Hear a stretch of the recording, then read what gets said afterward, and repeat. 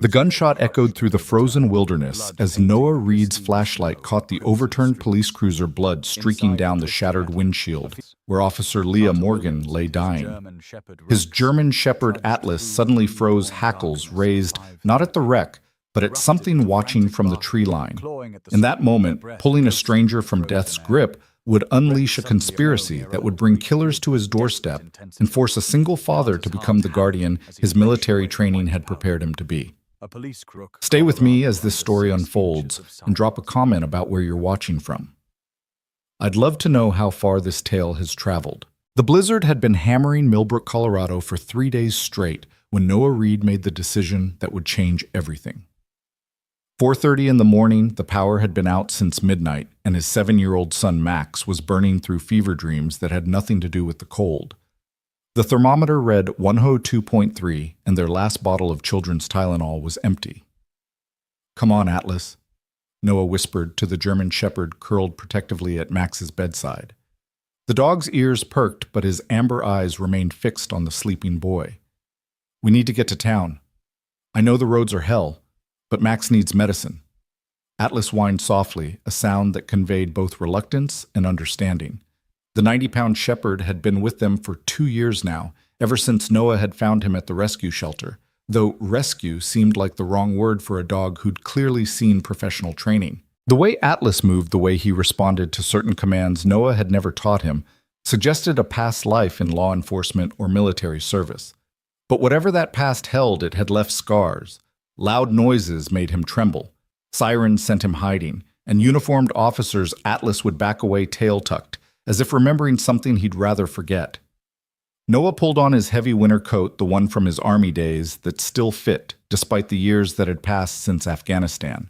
His fingers traced the worn patches where his unit insignia had once been, 82nd Airborne, 3 tours more close calls than he cared to remember. That life felt like a different century now, though the training never really left you. The hypervigilance, the ability to read a room, or in this case, read a storm, these things had become part of his DNA. He checked on Max one more time, pressing his palm against the boy's forehead. Still burning. Sarah would have known exactly what to do. Sarah always knew. But Sarah had been gone for 4 years now, taken by a drunk driver on a clear summer day when the universe had decided that irony was its favorite form of cruelty. Now it was just him and Max trying to figure out life one day at a time in this small mountain town where they'd moved to escape the memories that haunted every corner of Denver. "Guard," Noah commanded softly, and Atlas immediately shifted position, lying down with his body pressed against Max's bed. The dog would stay there until Noah returned, wouldn't move an inch except to check the boy's breathing. It was one of those trained behaviors that Atlas performed with military precision, making Noah wonder again about the dog's mysterious past. The truck started on the third tri-engine, protesting against the sub-zero temperature. Noah let it warm up while he scraped ice from the windshield, the defroster barely making a dent in the frost. The main road to town would be impassable. The county plows wouldn't be out until dawn at the earliest. But there was another way. The old Forest Service road that ran along Miller's Creek. It would add 15 miles to the journey, but it was sheltered from the worst of the wind, and the tree cover usually kept the snow from drifting too deep. Noah shifted into 4-wheel drive and headed out into the pre-dawn darkness. The headlights carved twin tunnels through the falling snow visibility, maybe 20 feet on a good stretch. The radio crackled with static. No signal out here, just the ghost voices of distant stations bleeding through the atmosphere. He turned it off, preferring the silence punctuated only by the rumble of the engine and the crunch of snow beneath the tires. The Forest Service road was worse than he'd expected. Branches heavy with snow hung low across the path, scraping against the roof of the truck. Twice he had to stop and clear fallen limbs from the road, his breath forming clouds in the frigid air as he worked. The temperature gauge on the dashboard read -12. Even with gloves, his fingers started going numb after just a few minutes outside. He was 3 miles from the Old Creek Bridge when he saw the first sign of trouble. Tire tracks, fresh ones veering off the road and into the trees. The snow was still falling, but these tracks couldn't have been more than an hour old. Noah slowed, his instincts prickling. Out here in this weather, at this hour, nobody should be on this road except someone with an emergency. The tracks led toward the creek, toward the bridge. Noah followed them, creeping forward in first gear. The trees opened up as he approached the crossing, and that's when his headlights caught at the rear end of a vehicle nose down in the ravine beside the bridge. The light bar on top was dark, but the distinctive black and white pattern was unmistakable. Millbrook Police Department. Shit, Noah muttered, already reaching for his phone before remembering there was no signal out here. He grabbed the flashlight from his glove compartment and the first aid kit from behind the seat, old habits from his military days. You never knew when you'd need them. The snow was knee-deep off the road, and Noah had to fight for every step as he made his way down the embankment. The cruiser was wedged between two large pines, the front end crumpled against a boulder. The driver's side was pressed against one of the trees, but the passenger side was accessible. Noah swept his flashlight across the scene. No skid marks on the bridge, no guardrail damage. The cruiser had gone off the road before the bridge, as if the driver had suddenly veered into the ravine, or been forced off. Noah wrenched open the passenger door, and the dome light flickered weakly. The officer was slumped over the steering wheel, long auburn hair matted with blood from a gash on her forehead. Female, maybe early 30s. Her uniform nameplate read Morgan. Blood had run down her face and frozen in crimson streaks across her cheek. Her breathing was shallow, visible in small puffs of vapor in the cold air. Officer Morgan. Noah reached in, checking for a pulse at her neck. It was there, but weak. Can you hear me? Her eyelids fluttered, and she made a sound that might have been words. Noah did a quick assessment. The head wound was bad, but not immediately life-threatening. No obvious broken bones that he could see, but internal injuries were always a possibility in a crash like this. The real danger was the cold. The engine was dead, no heat, and at these temperatures, hypothermia would kill her faster than her injuries. Noah tried the radio in the cruiser. Dead. The impact must have damaged the electrical system. He needed to get her out, get her warm, but moving someone with potential spinal injuries. A soft groan from Officer Morgan made the decision for him. Her eyes opened, unfocused at first, then suddenly sharp with panic. She grabbed his wrist with surprising strength. They're coming back, she whispered, her voice hoarse. They'll kill me. Who?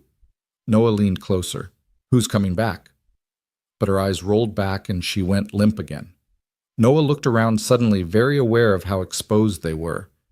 The trees seemed to press in closer shadows, dancing in the beam of his flashlight. If someone had run her off the road, he made his decision. Carefully supporting her neck as best he could, Noah extracted Officer Morgan from the cruiser. She was lighter than he expected, maybe 130 pounds in full gear. He carried her up the embankment, his boots slipping in the snow muscles straining against the grade. By the time he got her to his truck, he was breathing hard, sweat freezing on his face. Noah laid her across the back seat, cranking the heater to maximum. Her skin was pale lips tinged blue. He needed to get her to the hospital, but that was 40 minutes away in good weather. In this storm, maybe twice that. And if someone really was coming back to finish what they'd started. His house was 10 minutes away. He had medical supplies left over from his army days and Sarah's time as an ER nurse. He could stabilize her there, call for help once the phones were working. It wasn't ideal, but it was better than sitting here waiting for either death or killers to find them. As he pulled back onto the road, Noah caught movement in his rearview mirror. Just for a second, a shadow among the trees near the wrecked cruiser. Could have been anything, a deer, a branch following his imagination. But his instincts, honed in places where paranoia kept you alive, said otherwise. Someone had been watching. The drive home felt like hours, though the clock showed only 8 minutes had passed. Noah kept checking the mirror, but the road behind remained dark. Officer Morgan stirred once, mumbling something that sounded like a name, Trevor, before falling silent again. Noah's house sat at the end of a quarter-mile driveway, a modest 2-story cabin he'd bought with his disability check and Sarah's life insurance. It was isolated, nearest neighbor was a mile away, which usually felt peaceful. Now that isolation felt like vulnerability. He pulled into the garage, closing the door behind them before killing the engine. The automatic light had burned out months ago, leaving them in darkness until he found his flashlight again. Officer Morgan was unconscious, but breathing steadily. Noah lifted her out of the truck, carrying her through the connecting door into the house. Atlas met them immediately, his whole body tense with alertness. The dog took one look at the uniformed officer in Noah's arms and began to back away, his usual fear response to police. But then something changed. Atlas's nose twitched, catching a scent, and he moved closer, whimpering softly. His tail, usually tucked when cops were around, began a slow, uncertain wag. "You know her, boy?" Noah asked. But Atlas's attention was fixed on Officer Morgan. Noah carried her to the living room, laying her on the couch closest to the fireplace. The fire had died down to embers, but it didn't take long to get it roaring again. The warmth filled the room and color began returning to Officer Morgan's face. Working quickly, Noah retrieved his medical kit from the hall closet. The head wound needed cleaning and probably stitches, but he could handle that. He'd stitched up plenty of wounds in Afghanistan, his own and others. As he worked, Atlas positioned himself at Officer Morgan's feet, his body tense as if standing guard. "What's going on, Atlas?" Noah murmured, cleaning the blood from the officer's face. "What aren't you telling me?" A small voice from the stairs made him turn. "Dad?" Max stood there in his dinosaur pajamas, hair sticking up at odd angles, face still flushed with fever. "Who's the lady?" "Someone who needed help," Noah said, moving to intercept his son before he got too close. "You should be in bed, buddy." "I heard Atlas whining. He never whines." Max peered around Noah's leg. "Is she a police officer? Atlas doesn't like police." "I know, but—" Noah stopped. Atlas wasn't acting afraid anymore. The dog had positioned himself between Officer Morgan and the window's ears, swiveling to track sounds outside that human ears couldn't catch. "Go back to bed, Max. I'll bring you some medicine in a minute." "Is she going to die?" Max asked with the blunt curiosity of childhood. "No," Noah said firmly. "She's not going to die. Now bed." Max reluctantly headed back upstairs, but not before giving Officer Morgan one last concerned look. Noah returned to his patient, checking her pupils, responsive, equal-sized good signs. The head wound was deep, but clean. No skull fragments that he could feel. He applied butterfly bandages to hold it closed, then wrapped gauze around her head. As he worked, he noticed other things. Bruising on her wrists, older maybe a week. A healing cut on her palm that looked deliberate, precise. Defensive wounds. And there was something about her duty belt. The holster was unsnapped, but the weapon was still there. If someone had run her off the road, why hadn't she drawn her gun? Officer Morgan's eyes opened suddenly, fully alert this time. Her hand went immediately to her weapon, but Noah caught her wrist gently. "Easy," he said. "You're safe. You're in my house. I found you in your cruiser by Old Creek Bridge." She stared at him for a long moment, processing. Then her gaze shifted to Atlas, and her expression changed recognition, surprise, and something that looked like grief. "Atlas," she whispered. The dog whined, tail wagging harder now, and moved closer to nuzzle her hand. "You know my dog?" Noah asked. "Officer Morgan?" "Leah," her nameplate said, struggled to sit up, wincing at the movement. "He's not your dog. He was—" She stopped, pressing her hand to her head. "God, everything's spinning." "You have a concussion," Noah said. "You need to take it easy. I can call an ambulance." "No." The word came out sharp, panicked. Leah grabbed his arm. "No ambulance, no calls, please. You need medical attention." "I need to not be dead," she said bluntly. "And if you call this in, that's exactly what I'll be by morning." Noah sat back, studying her. "Who's trying to kill you?" Leah's laugh was bitter. "How much time do you have?" "Start with why someone ran you off the road." "Because I know too much. Because I've been collecting evidence for 18 months.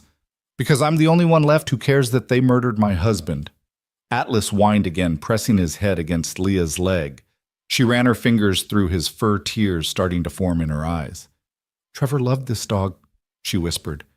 "Called him his best partner. When Trevor died, Atlas disappeared. I thought he'd been killed too." Noah's mind was racing, putting pieces together. "Your husband was a cop."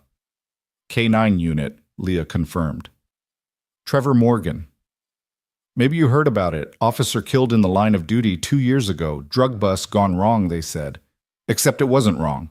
It was exactly what someone planned." Before Noah could respond, Atlas suddenly went rigid, a low growl building in his throat. He moved to the window, every muscle tense. "Someone's coming," Leah said, reading the dog's body language with practiced ease. Atlas always knew before we did. Noah moved to the window, staying to the side, peering out through a gap in the curtains. The snow had stopped, and in the growing pre-dawn light he could see his driveway. Empty, for now.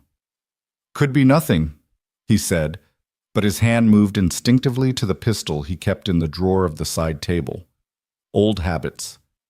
"With Atlas, it's never nothing," Leah said, forcing herself to stand despite Noah's protests.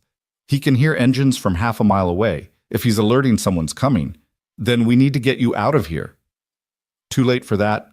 If they're coming, they already know I'm here." Leah checked her service weapon movements, professional, despite her injury. "How many ways in?" "Front door, back door, garage," Noah answered automatically. "Windows, but they're all locked. Won't stop them. These people, they don't knock." "Who exactly are these people?" Leah met his eyes. "How well do you know Sheriff Price?" Noah's blood ran cold. Dalton Price had been sheriff for 15 years, knew everyone in town, had been to Noah's house for barbecues. "You're saying the sheriff is trying to kill you?"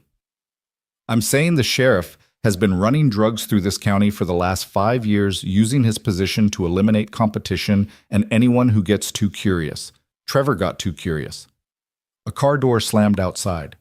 Atlas's growl deepened. "Dad!" Max appeared at the top of the stairs again. "Max, go to your room and lock the door." Noah said his command voice, leaving no room for argument. "Now!" For once, Max didn't question disappearing down the hall. Noah heard his door click shut. "I'm sorry," Leah said. "I'm so sorry. Finding me, bringing me here, I've put you and your son in danger." "We'll deal with that later," Noah said, checking his pistol's magazine.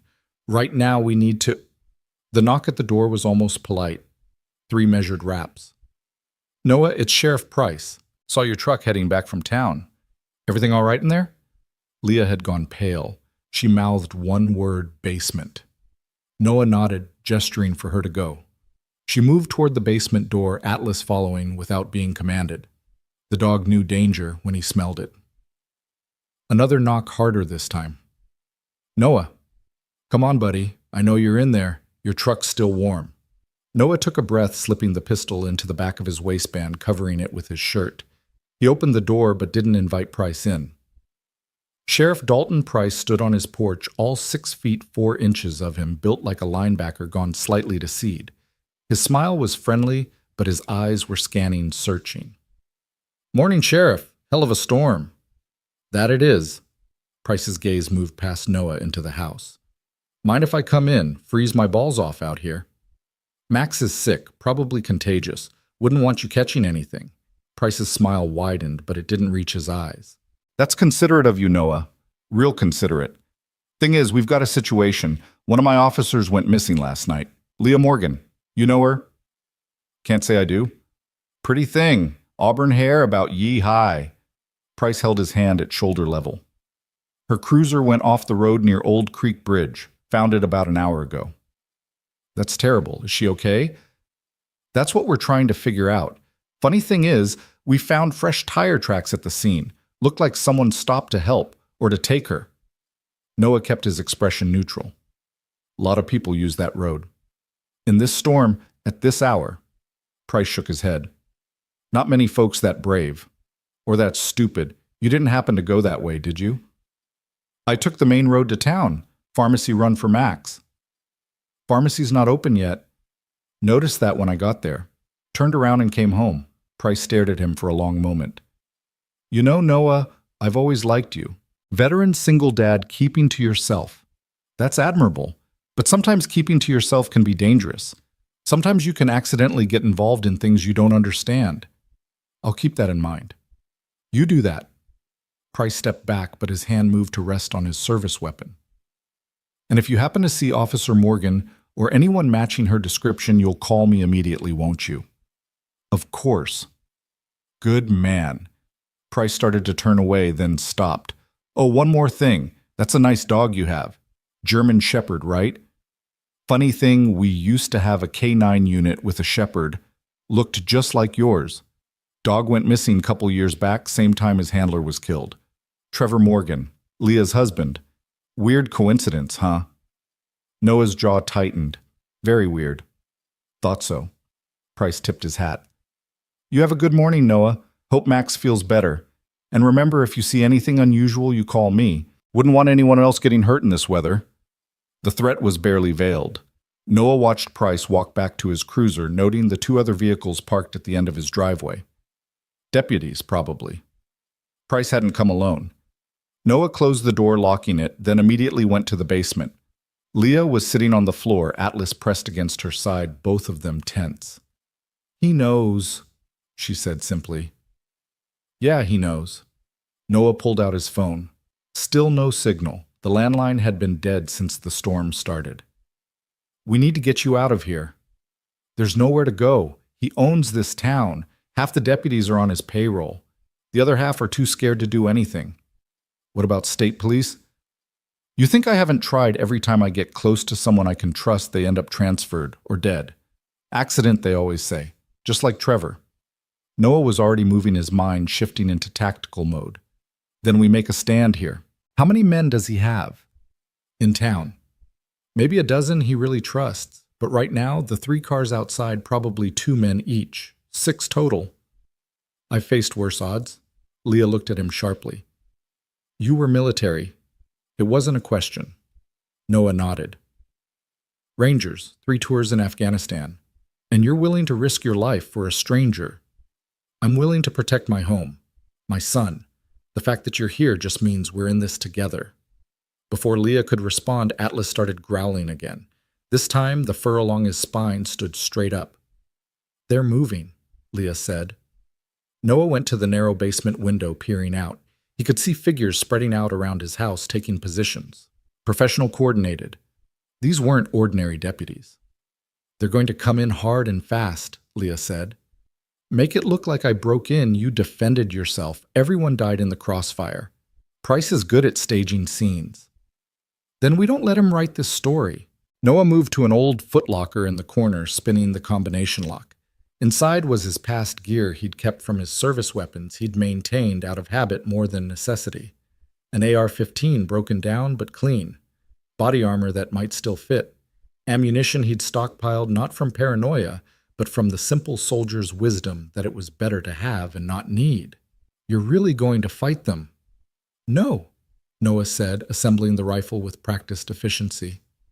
We're going to fight them. You know these men, their tactics, their weaknesses. And Atlas here, he's already shown he'll protect you. As if understanding, Atlas barked once, sharp and loud. From upstairs, Max's voice, Dad, there are people outside. Noah's blood ran cold. He sprinted up the stairs, Leah behind him despite her injury. Max was at his window peering through the blinds. Get away from there! Noah pulled his son back just as the window exploded, inward glass showering the room. Max screamed and Noah covered him with his body, feeling fragments pepper his back. Basement now! Noah carried Max, running for the stairs as more windows shattered throughout the house. They weren't using ordinary rounds, these were breaching shots meant to disorient and terrify. In the basement, Noah put Max in the corner furthest from any windows, Atlas immediately positioning himself in front of the boy. Leah had her service weapon out, checking the magazine. They'll come through multiple entry points, she said, her professional calm a stark contrast to the situation. Price likes overwhelming force. Then we need to funnel them. Noah handed her the rifle. You're a better shot than me with that head injury. I'll take point. You don't have to do this. Yes, I do. Noah checked his pistol one more time. My son is down here. That's all the reason I need. The front door crashed open above them. Heavy footsteps, multiple sets spreading through the house. Noah Reed! Price's voice boomed. We know she's here. Send her out, and this ends peaceful. Noah and Leah exchanged looks. They both knew there would be nothing peaceful about how this ended if Price got his way. You've got 30 seconds before we come down there, Price continued. Don't make this harder than it needs to be. Dad, I'm scared, Max whispered. Noah knelt beside his son. I know, buddy, but remember what I taught you. Sometimes scary things happen, but we face them. We don't let them win. Like when Mom died. Yeah, Noah said, his throat tight. Like that. Noah, Price called. 20 seconds. Leah moved to the bottom of the stairs, rifle raised. They'll use flashbangs first. Close your eyes when I tell you. Noah positioned himself behind the water heater concrete and steel that would provide some cover. His mind was calculating angles, distance, remembering every firefight he'd been in overseas. Except this time he wasn't fighting insurgents in some distant country. This was his home. His son was behind him. 10 seconds. Atlas began to bark, the sound fierce and primal. It was a sound Noah had never heard from the dog before. Not fear, not warning, but pure protective rage. 5 seconds. Leah tensed. Noah steadied his breathing. The basement door burst open and something clattered down the stairs. Eyes! Leah shouted. The flashbang detonated, the sound deafening in the enclosed space. Even with his eyes closed, Noah saw the white-hot glare through his eyelids. Atlas yelped but didn't move from his position protecting Max. Footsteps on the stairs. Leah fired the rifle crack, adding to the ringing in Noah's ears. Someone screamed and tumbled down the steps. Moving left! Noah called out, marine muscle memory taking over. He fired 3 shots at a figure appearing in the doorway, center mass watching the man spin and fall. More footsteps above running. They were circling, looking for another way down. The narrow stairs were a fatal funnel, and Price's men had just learned that the hard way. Price? Leah shouted.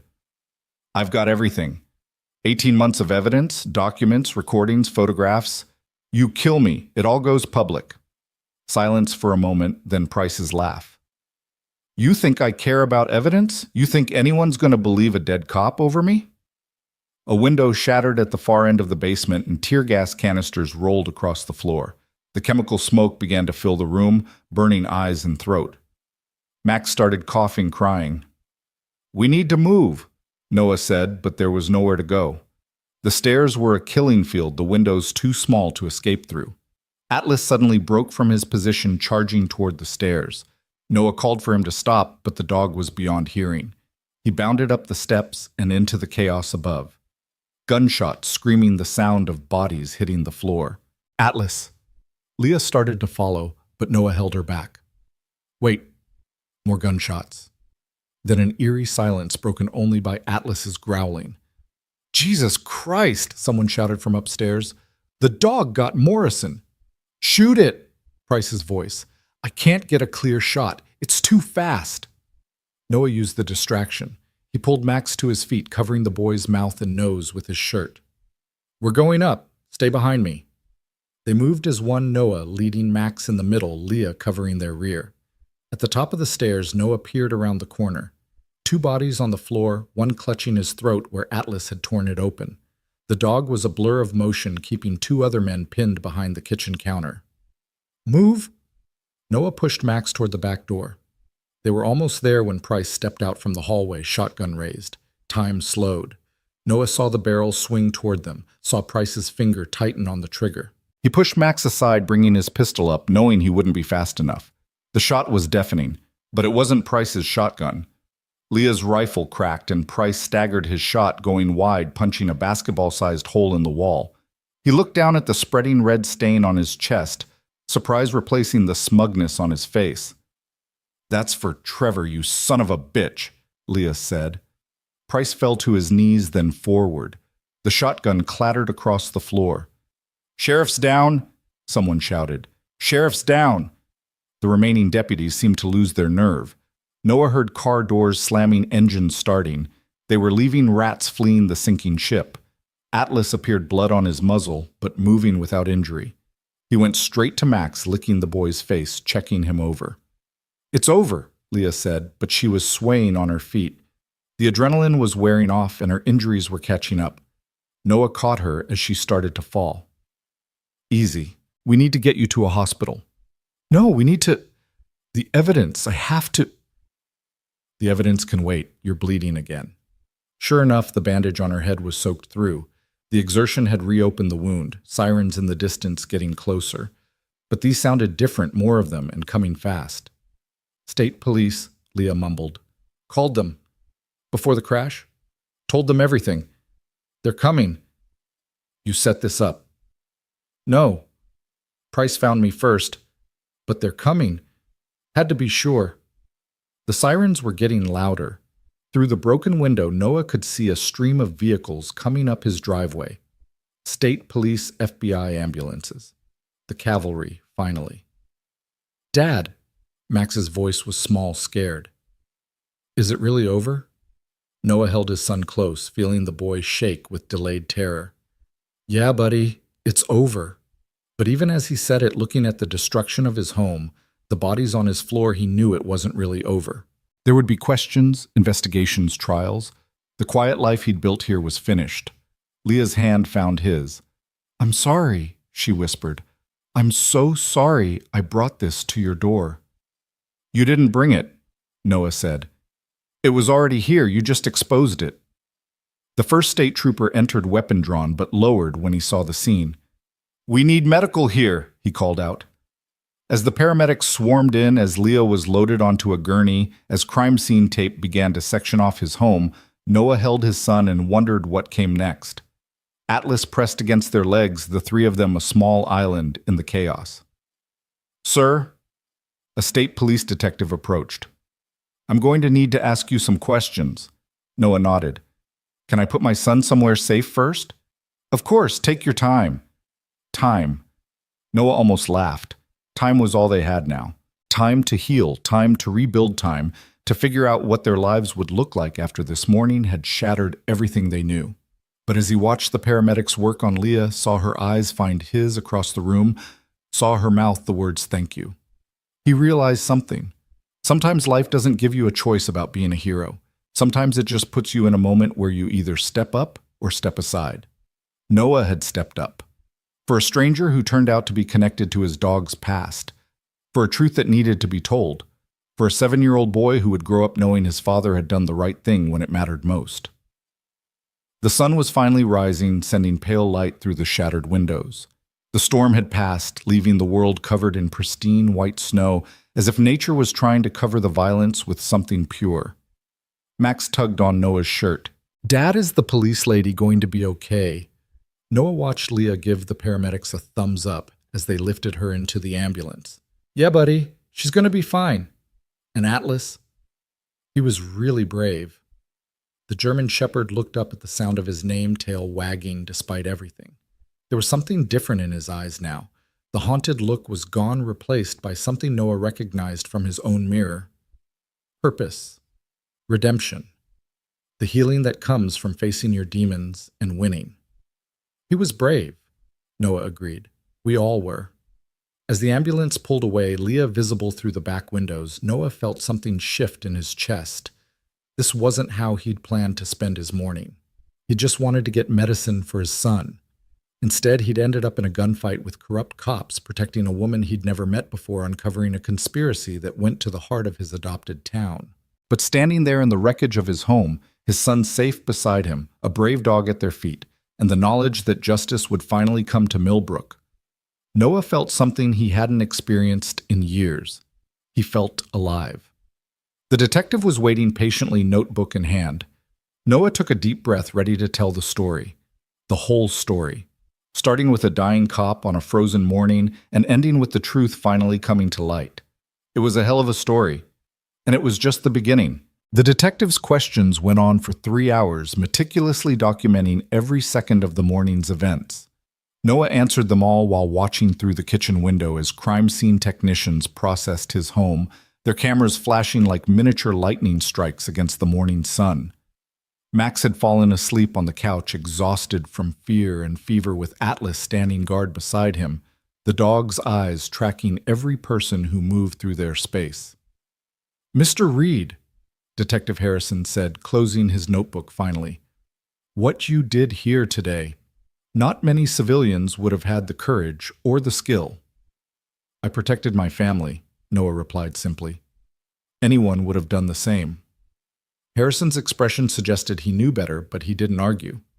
We're going to need this house for at least 48 hours. Do you have somewhere to stay? Noah hadn't thought that far ahead. The adrenaline was wearing off, leaving him feeling hollow and shaky.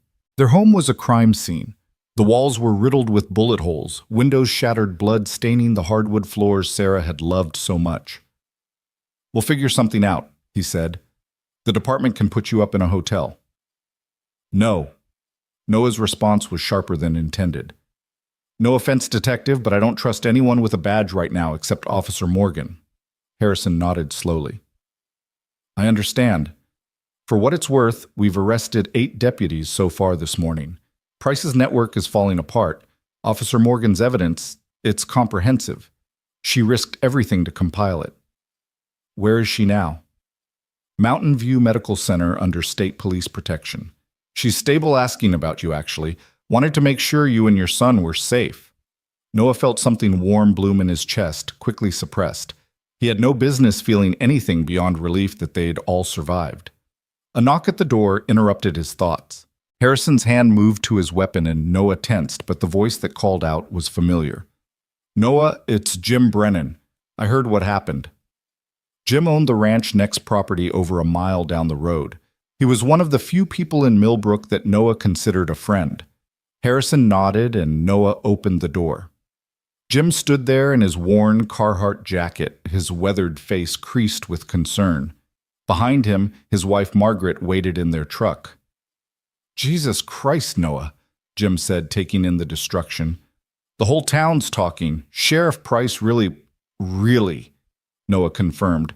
"That son of a bitch. Always knew something was off about him." Jim's gaze found Max sleeping on the couch. "Look, you can't stay here. Margaret and I have the guest house. It's not much, but it's warm and clean. You and Max are welcome as long as you need." Noah's throat tightened. In 4 years of living in Millbrook, he'd kept people at arm's length, afraid of the complications that came with connections, but here was Jim offering shelter without hesitation. "I appreciate that, Jim. We've got Atlas, too." "Bring him. Margaret loves dogs." Jim's expression grew serious. "Noah, what you did. Standing up to Price. This town owes you a debt." "I didn't do it for the town." "Doesn't matter why you did it.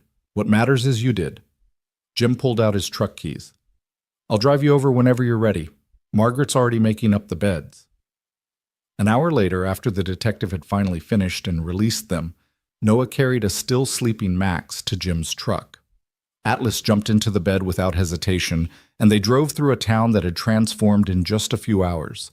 State police vehicles were everywhere. The sheriff's office was surrounded by crime scene tape. People stood in clusters on street corners talking in hushed tones, their entire understanding of their community shattered. The guest house on Jim's property was small but comfortable, a single-bedroom cottage that had once housed ranch hands. Margaret had indeed prepared everything: fresh sheets, towels, even a pot of soup warming on the stove. "You need anything at all, you call," she said, maternal concern evident in every word. "That boy's been through enough." After they left, Noah tucked Max into the bed, the boy stirring slightly. "Dad, are we home?"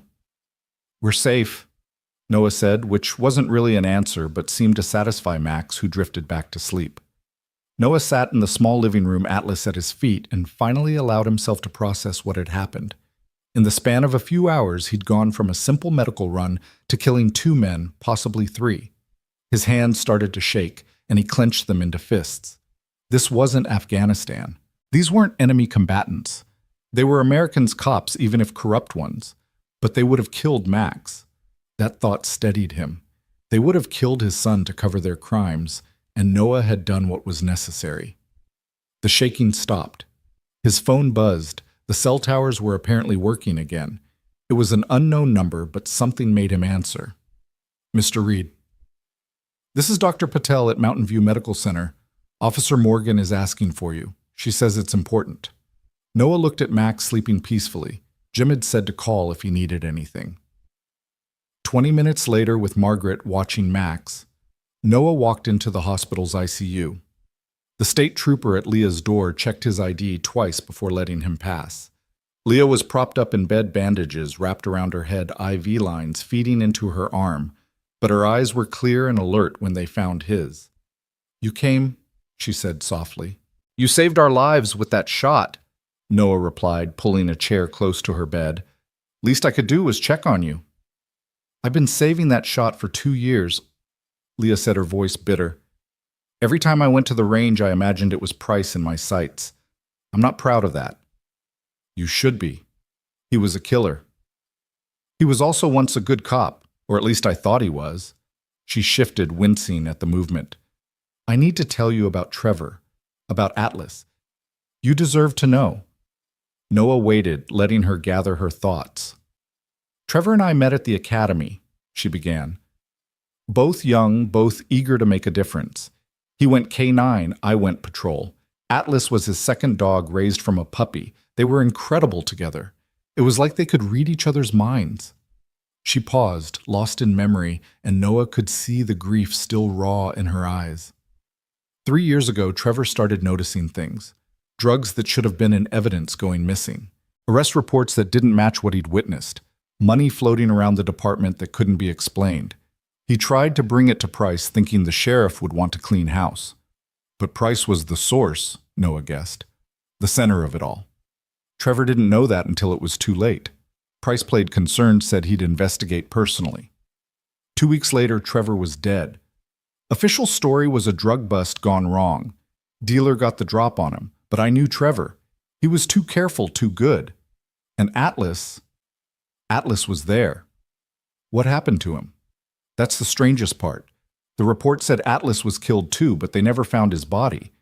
Price said he probably crawled off to die somewhere. But I knew that was bullshit. Atlas would never leave Trevor, not even in death. She reached out, and Noah took her hand without thinking. After Trevor died, I started digging, quietly, carefully. I found proof that the drug dealer who supposedly killed Trevor had been dead for 3 days before the shooting.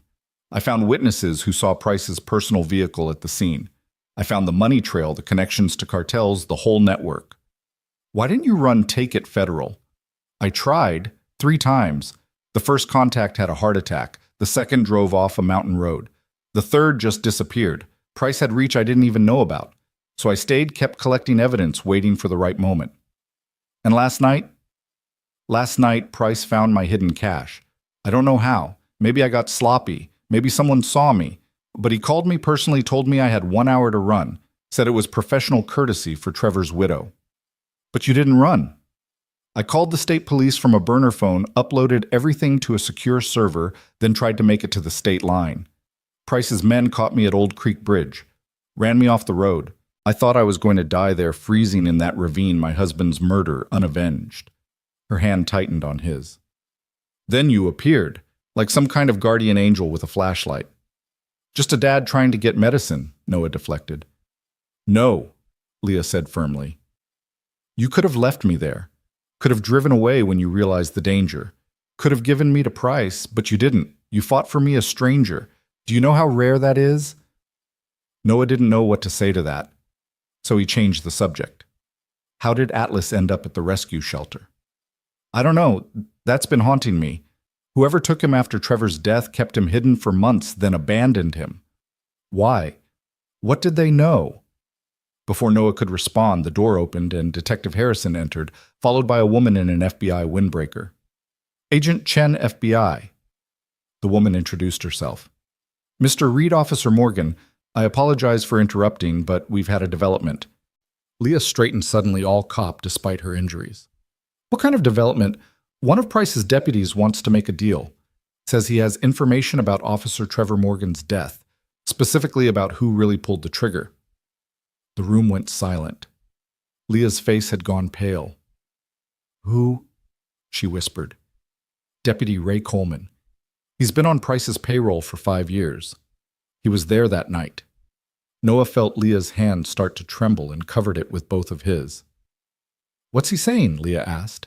Agent Chen consulted her tablet. He says Price didn't pull the trigger himself.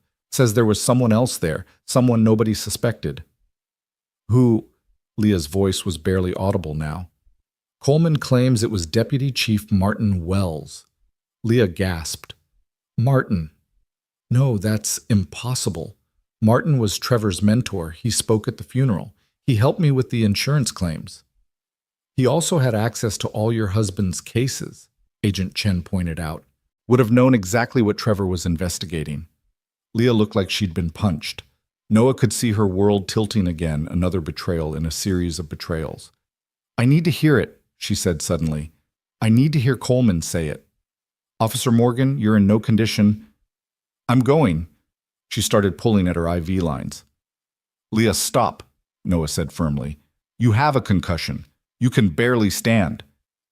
"I don't care. I've waited 2 years to know who killed my husband." Noah looked at Agent Chen. "Can you bring Coleman here?" "That's highly irregular." "So is everything about this case?" Harrison interjected. "Officer Morgan has earned the right to hear this." Chen considered, then nodded. "Give me an hour."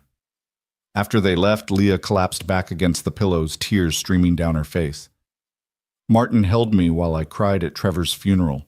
He told me Trevor was a hero. He looked me in the eyes and lied."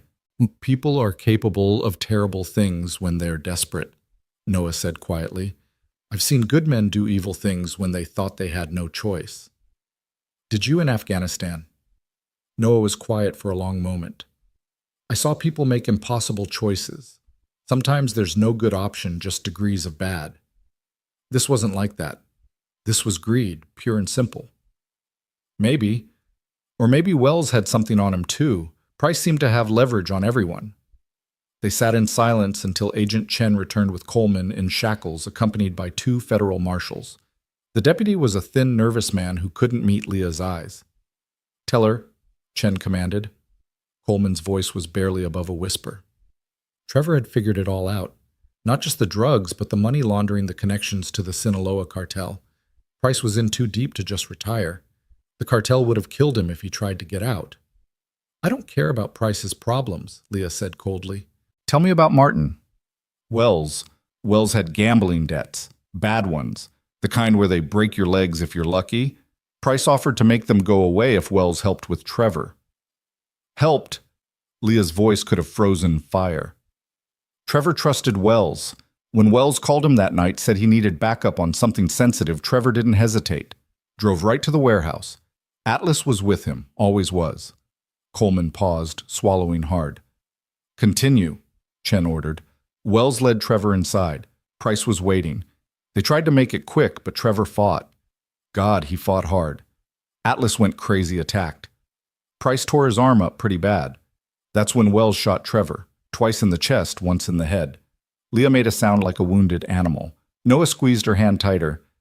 Atlas wouldn't leave Trevor's body. Stood over him, snarling at anyone who came close. Price wanted to shoot him, but Wells said no. Said killing a police dog would raise too many questions, so Wells took him. Don't know what he did with him after that. "Where's Wells now?" Leah asked, her voice deadly quiet.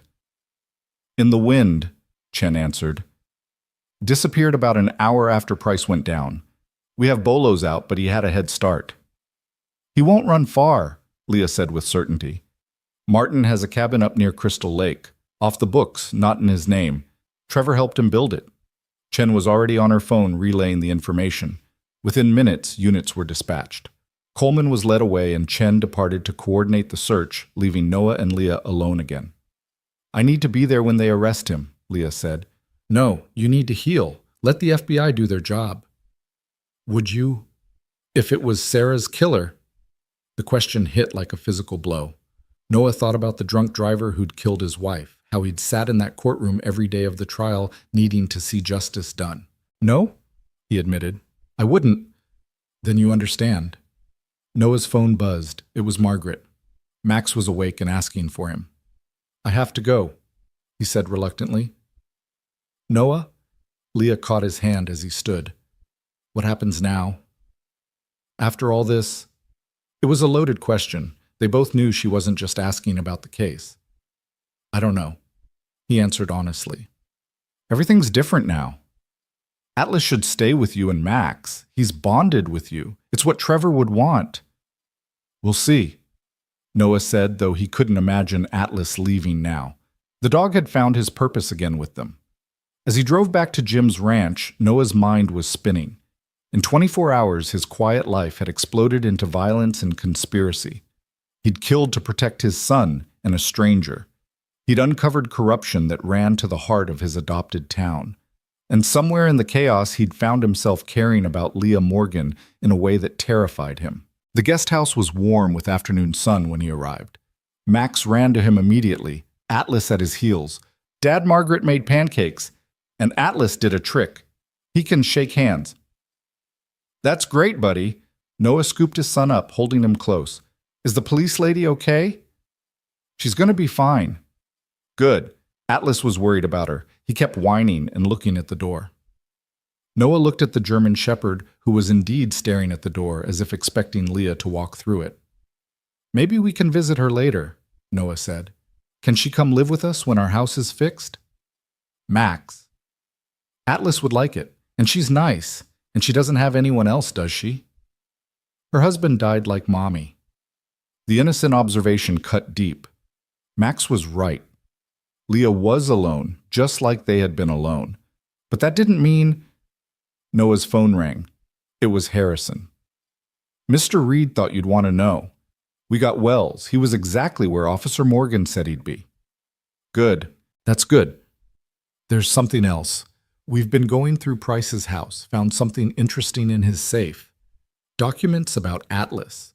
Apparently after Wells took him from the scene, he kept the dog locked up for months trying to break him.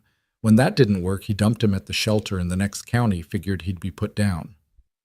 Noah looked at Atlas, imagining the trauma the dog had endured, watching his handler die, then months of captivity and abuse. No wonder he'd been terrified of uniforms. Mr. Reed, you still there? Yeah, I'm here. Officer Morgan wanted you to know, said you deserved the whole truth about Atlas.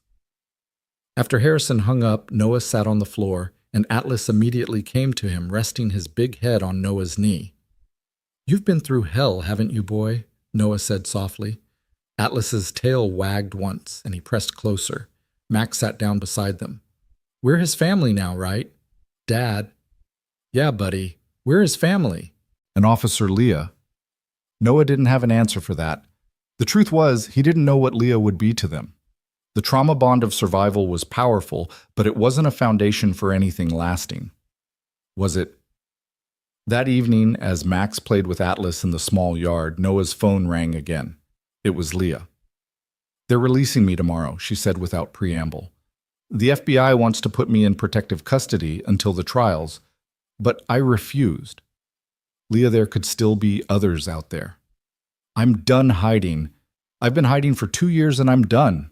She paused. I know this is presumptuous, but I don't have anywhere to go. My house is... I haven't been back since Trevor died. I can't. What are you asking? Jim Brennan's wife, Margaret, called me. Said they have a second guest house. Said you vouched for me. Noah smiled despite himself. Margaret had been busy. It's a small town, he said. News travels fast. Is it okay? If I'm close by, I know you and Max need space to process everything. Leah, Noah interrupted. It's okay. More than okay. The relief in her voice was palpable. Thank you for everything. I know I keep saying it, but stop. We survived together. That creates a bond whether we want it or not. Do you want it?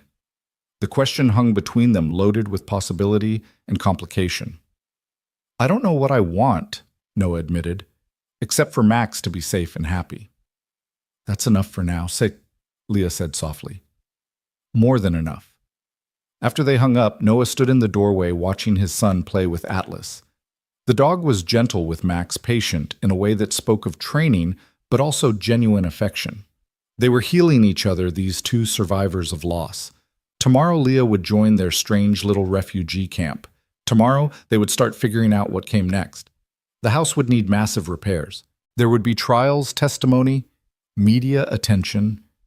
The quiet life Noah had built was gone forever. But as Max laughed at something Atlas did as the sun set over the mountains painting the snow-covered peaks, gold, Noah felt something he hadn't experienced in the 4 years since Sarah's death. Hope. It was fragile and uncertain, complicated by trauma and violence, but it was there, a small flame that had been lit in the darkness of that morning's crisis. He thought about Leah's hand in his at the hospital, about the way Atlas had protected them all, about Max asking if Officer Leah could come live with them. Maybe sometimes life doesn't take things away. Maybe sometimes it just rearranges them into something different, something unexpected. Maybe a single dad and his son, a widowed cop, and a traumatized dog could find something together that none of them could find alone. The temperature was dropping again, another storm system moving in according to the weather report. But this time Noah wasn't worried. They had shelter, they had each other, and they had survived worse than whatever nature could throw at them. Atlas barked and Max giggled, and Noah felt the ice around his heart crack just a little more. Tomorrow would bring its own challenges. The investigation would continue, the media would descend, and they would all have to reckon with the violence that had erupted into their lives. But tonight they were safe. Tonight they were together. And for the first time in a long time, that felt like enough. As he called Max and Atlas inside for dinner, Noah caught a glimpse of headlights turning into Jim's ranch. Another state police car probably checking on them. The protection would continue for weeks, maybe months.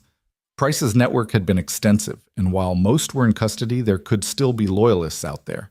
Noah wasn't worried. He'd faced down worse odds in Afghanistan, and now he had even more reason to fight if necessary. Max deserved to grow up without fear. Atlas deserved peace after his trauma. And Leah deserved justice for Trevor and a chance at something beyond grief and vengeance. Inside the small guest house, Max was chattering about how Atlas had caught a tennis ball in midair, demonstrating with enthusiastic gestures that sent the dog's tail wagging. Noah started preparing dinner with the supplies Margaret had stocked, simple food that would fill their bellies and warm their bones. "Dad," Max asked suddenly, "are we heroes?"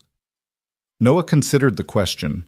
They'd saved a life, exposed corruption, fought for truth, but at a cost measured in blood and trauma. "I don't know about heroes," he said carefully, "but we did the right thing when it mattered." "Atlas is definitely a hero," Max declared. "He protected us." "Yes," Noah agreed. "Atlas is definitely a hero." The dog seemed to understand he was being discussed and padded over to Noah, sitting at his feet with quiet dignity. Noah reached down and scratched behind his ears, feeling the dog lean into the touch.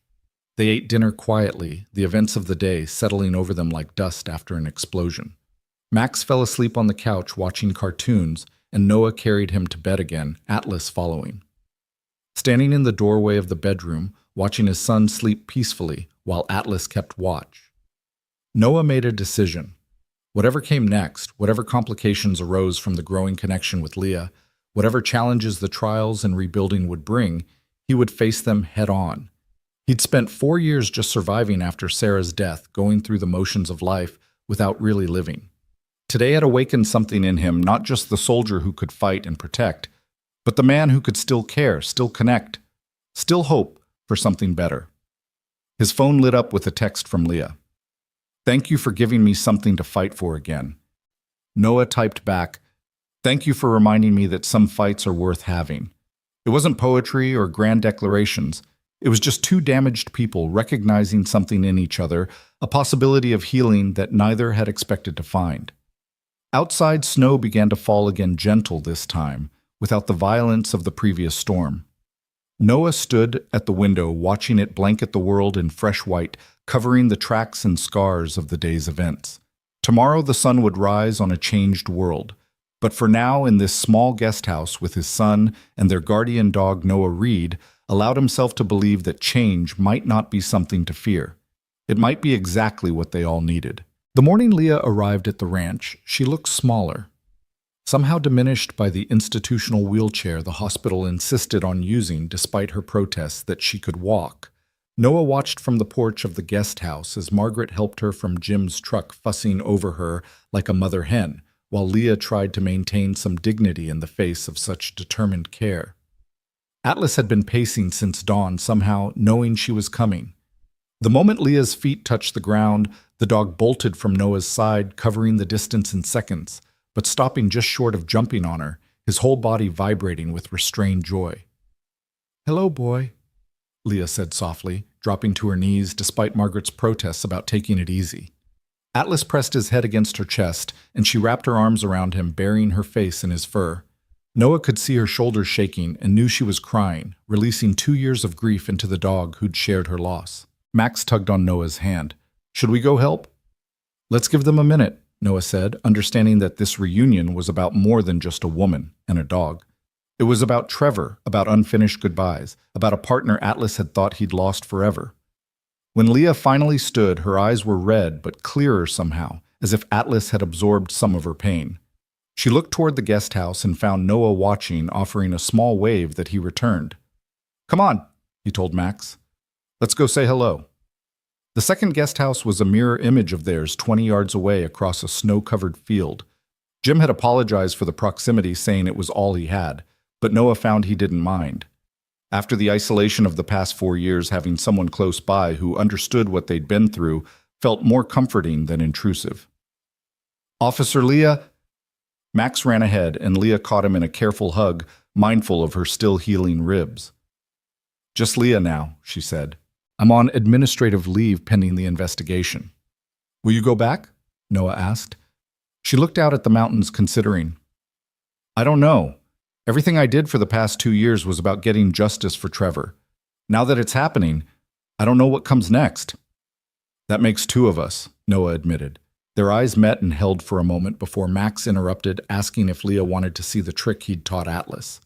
As Max led them through an elaborate demonstration of Atlas playing dead, which the dog performed with theatrical flair, Noah found himself studying Leah in the morning light. The bandages were gone, replaced by a thin line of stitches along her hairline. The bruises had faded to yellow-green shadows, but it was her eyes that had changed the most, still carrying grief, but no longer consumed by it. "The FBI called this morning," she said while Max ran off to find more tennis balls. "They want me to testify before a grand jury next week. Are you ready for that?" "I've been ready for 2 years. It's everything after that I'm not prepared for." She paused, watching Atlas chase Max through the snow. "I've been living for one thing for so long, I don't remember how to just live." Noah understood that feeling intimately. After Sarah died after the funeral, and the condolences and the casseroles stopped coming, he'd stood in their empty house wondering what the point of getting up the next day was. Max had been that point, that reason to keep moving, even when every step felt like walking through quicksand. "It gets easier," he said. "Not better, necessarily, but easier. You find new rhythms, new reasons." "Is that what you did?" "I ran away," Noah said, with brutal honesty. "Sold our house in Denver, moved here where no one knew our story. Thought if I could just find somewhere quiet enough, the grief would stop echoing so loud." "Did it work?" "No. Turns out grief travels light. Doesn't need much room in the moving truck." Leah laughed, a sound that surprised them both. "Trevor would have liked you. He had a dark sense of humor about things. Said it was the only way to survive being a cop." "Sarah would have liked you too," Noah found himself saying. "She was drawn to fighters, people who didn't give up when things got hard." They stood in comfortable silence, watching Max try to convince Atlas to pull him on a sled, which the dog seemed to be seriously considering. "The media's been calling," Leah said eventually. "Wanting interviews about Price, about Trevor, about what happened at your house. I've been refusing, but they're persistent." "They've been calling me too. Reporter from Denver showed up at the hospital yesterday. Jim ran him off with a shotgun. Literally. Rock salt, but yeah. Jim doesn't mess around when it comes to protecting his neighbors. As if summoned by his name, Jim appeared on his own porch, calling them over for lunch. Margaret had made what appeared to be enough food for a small army, claiming she didn't know how to cook for less than a dozen after years of feeding ranch hands. The meal was warm and noisy, Max chattering about everything and nothing, while Atlas positioned himself strategically between chairs hoping for dropped food. It felt normal in a way that nothing had felt normal in days, and Noah caught Leah smiling genuinely for the first time since he'd met her. After lunch, while Max napped and Margaret cleaned up despite everyone's protests, Jim pulled Noah and Leah aside. "Had a visitor this morning," he said quietly. "Martin Wells's lawyer. Seems Wells wants to make a deal, testify against everyone in exchange for a lighter sentence." Leah's entire body went rigid. "He executed Trevor in cold blood." "I know," Jim said gently, "but the FBI seems interested. Apparently Wells knows where Price kept records of every dirty cop, judge, and politician he owned. Could bring down a lot more than just the Millbrook department." "I don't care," Leah said flatly. "He killed my husband. He looked me in the eye at the funeral, and..." She broke off, walking away toward the barn. Noah started to follow, but Jim caught his arm. Let her be for a minute. Sometimes a person needs to be angry without an audience. They watched her disappear into the barn, Atlas breaking away from Max's room to follow her. She's tough, Jim observed, but everybody's got a breaking point. She's past hers, Noah said. Has been for a while. She's just been running on vengeance and adrenaline. And now that those are running out, Noah didn't have an answer for that. He knew what his own crash had looked like after Sarah died, weeks where getting out of bed felt like climbing Everest, where Max's needs were the only thing that kept him functional. But Max didn't have that anchor to reality that demanded she keep moving. You like her, Jim said. It wasn't a question. It's complicated. Best things usually are. Jim clapped him on the shoulder. Just remember you've both been through trauma. Don't mistake intensity for intimacy. Give it time. Noah wanted to protest that there was nothing between them, but the words wouldn't come. There was something, had been, since the moment he'd pulled her from that crashed cruiser. Whether it was just shared survival or something deeper, he didn't know yet. An hour later, he found Leah in the barn sitting on a hay bale with Atlas's head in her lap. She'd been crying again, but her voice was steady when she spoke. Trevor would want me to let Wells testify. He'd say the greater good was more important than personal vengeance. What do you want? I want my husband back. I want those 2 years back. I want to not know what his blood looked like on a warehouse floor. She stroked Atlas's fur absently. But since I can't have any of that, I want to stop as many corrupt cops as possible, so Wells can have his deal. But I want to be there when he testifies. I want him to look at me while he describes murdering Trevor. That's a special kind of torture for both of you. Good. He should suffer. Maybe not physically, but he should have to carry what he did. She looked up at Noah. Is that wrong to want him to hurt? It's human, Noah said, sitting beside her on the hay bale. After Sarah died, I used to dream about finding the drunk driver. Not to kill him, just to make him understand what he'd taken. Make him feel even a fraction of what I felt.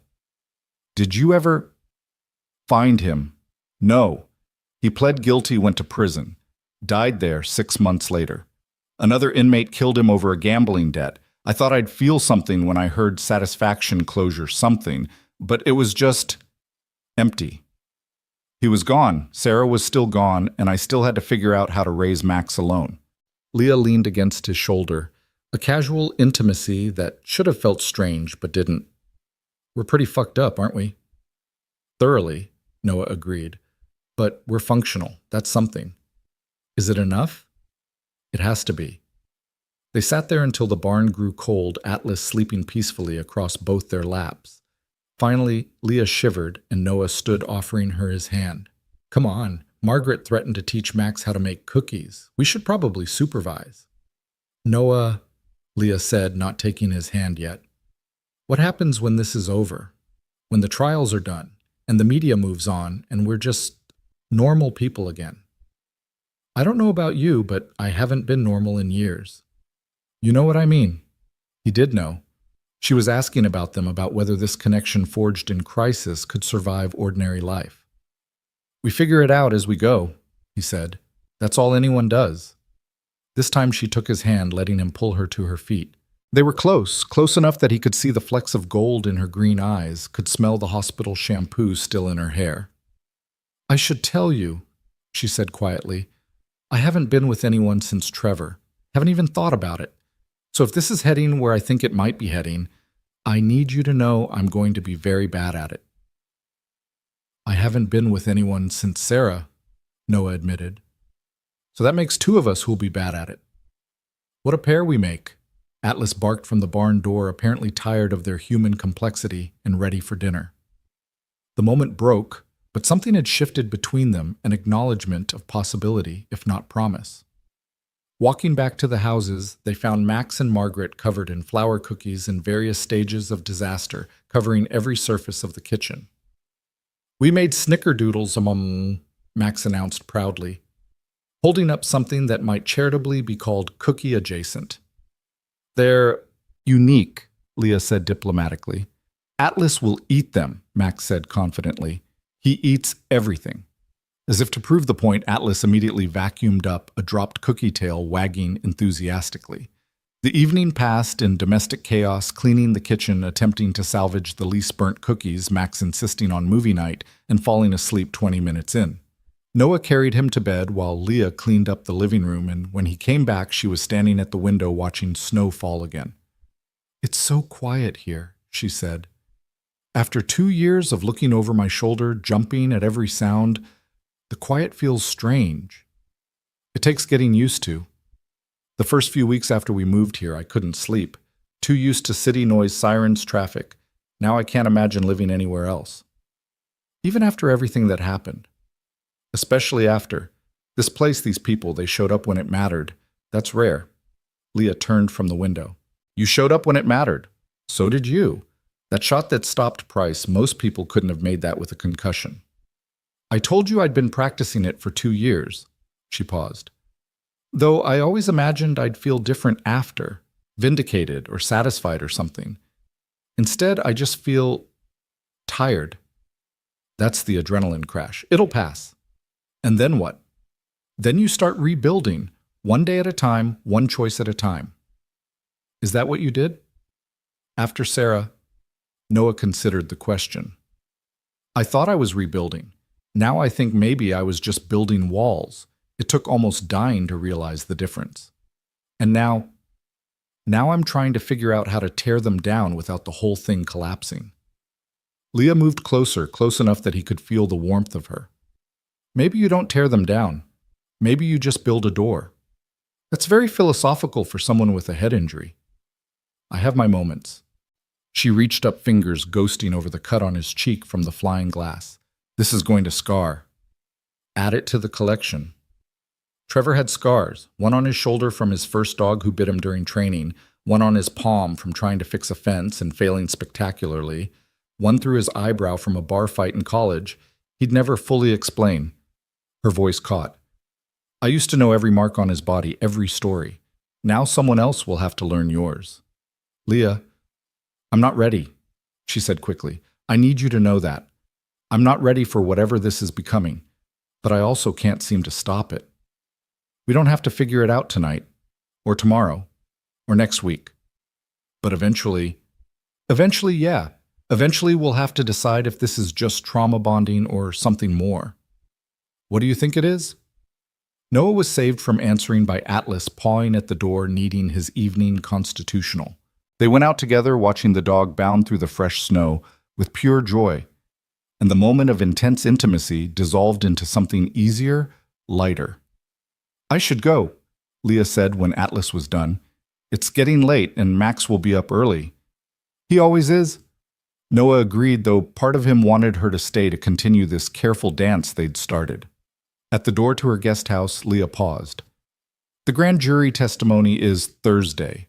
Would you come with me? I know it's a lot to ask, but I'll be there," Noah said without hesitation. "You don't even know what time." "Doesn't matter. I'll be there." She stood on her toes and kissed his cheek, a brief touch that left him frozen in place. "Thank you. For everything. For saving my life, for fighting for me, for giving me space to figure this out." Before he could respond, she was inside the door, closing softly between them. Atlas whined clearly, wanting to follow her, torn between his old loyalty and his new family. "I know, boy," Noah said. "It's complicated." Back in their guest house, Noah checked on Max, who was sprawled across the bed like a starfish, then sat in the living room with a cup of coffee that would guarantee he wouldn't sleep. His phone showed 17 missed calls from various media outlets, 3 from his former unit buddies who'd heard about the shooting, and 1 from Detective Harrison that he should probably return. Instead, he sat in the dark, processing the day. Leah's presence had shifted something fundamental in their strange little refuge. She fit somehow into the rhythms they'd established. Max had taken to her immediately, Atlas was devoted, and Noah was feeling things he'd convinced himself he'd never feel again. Jim was right about not confusing intensity for intimacy. Everything about their connection had been forged in extremity, violence, fear, survival. But underneath that was something else, something that might exist even without the crisis. A recognition, maybe. 2 people who'd lost everything and were trying to figure out how to live anyway. His phone buzzed with a text from Leah. Can't sleep, keep thinking about Thursday. He typed back, want company? I have coffee and Margaret's least burnt cookies. Give me 5 minutes. She appeared at his door in pajamas and a heavy coat, looking younger and more vulnerable than he'd seen her.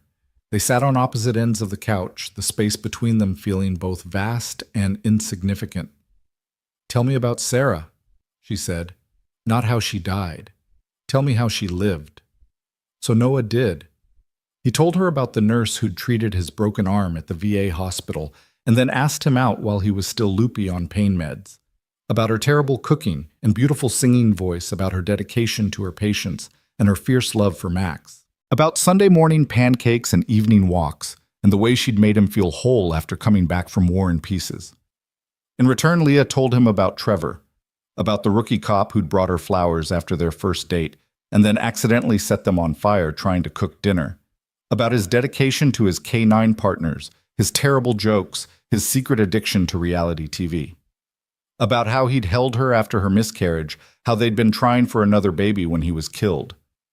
They talked until dawn, sharing their ghosts, and when Max wandered out demanding breakfast, he didn't seem surprised to find Leah there. Are you living with us now? He asked with a child's directness. No, buddy, Noah said. Leah just couldn't sleep. I couldn't sleep either, Max said.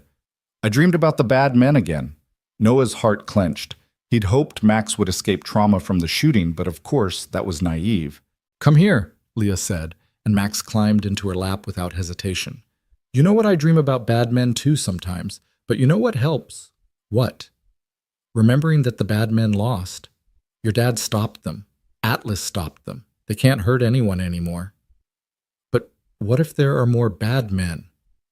Then we'll stop them too, Leah said simply.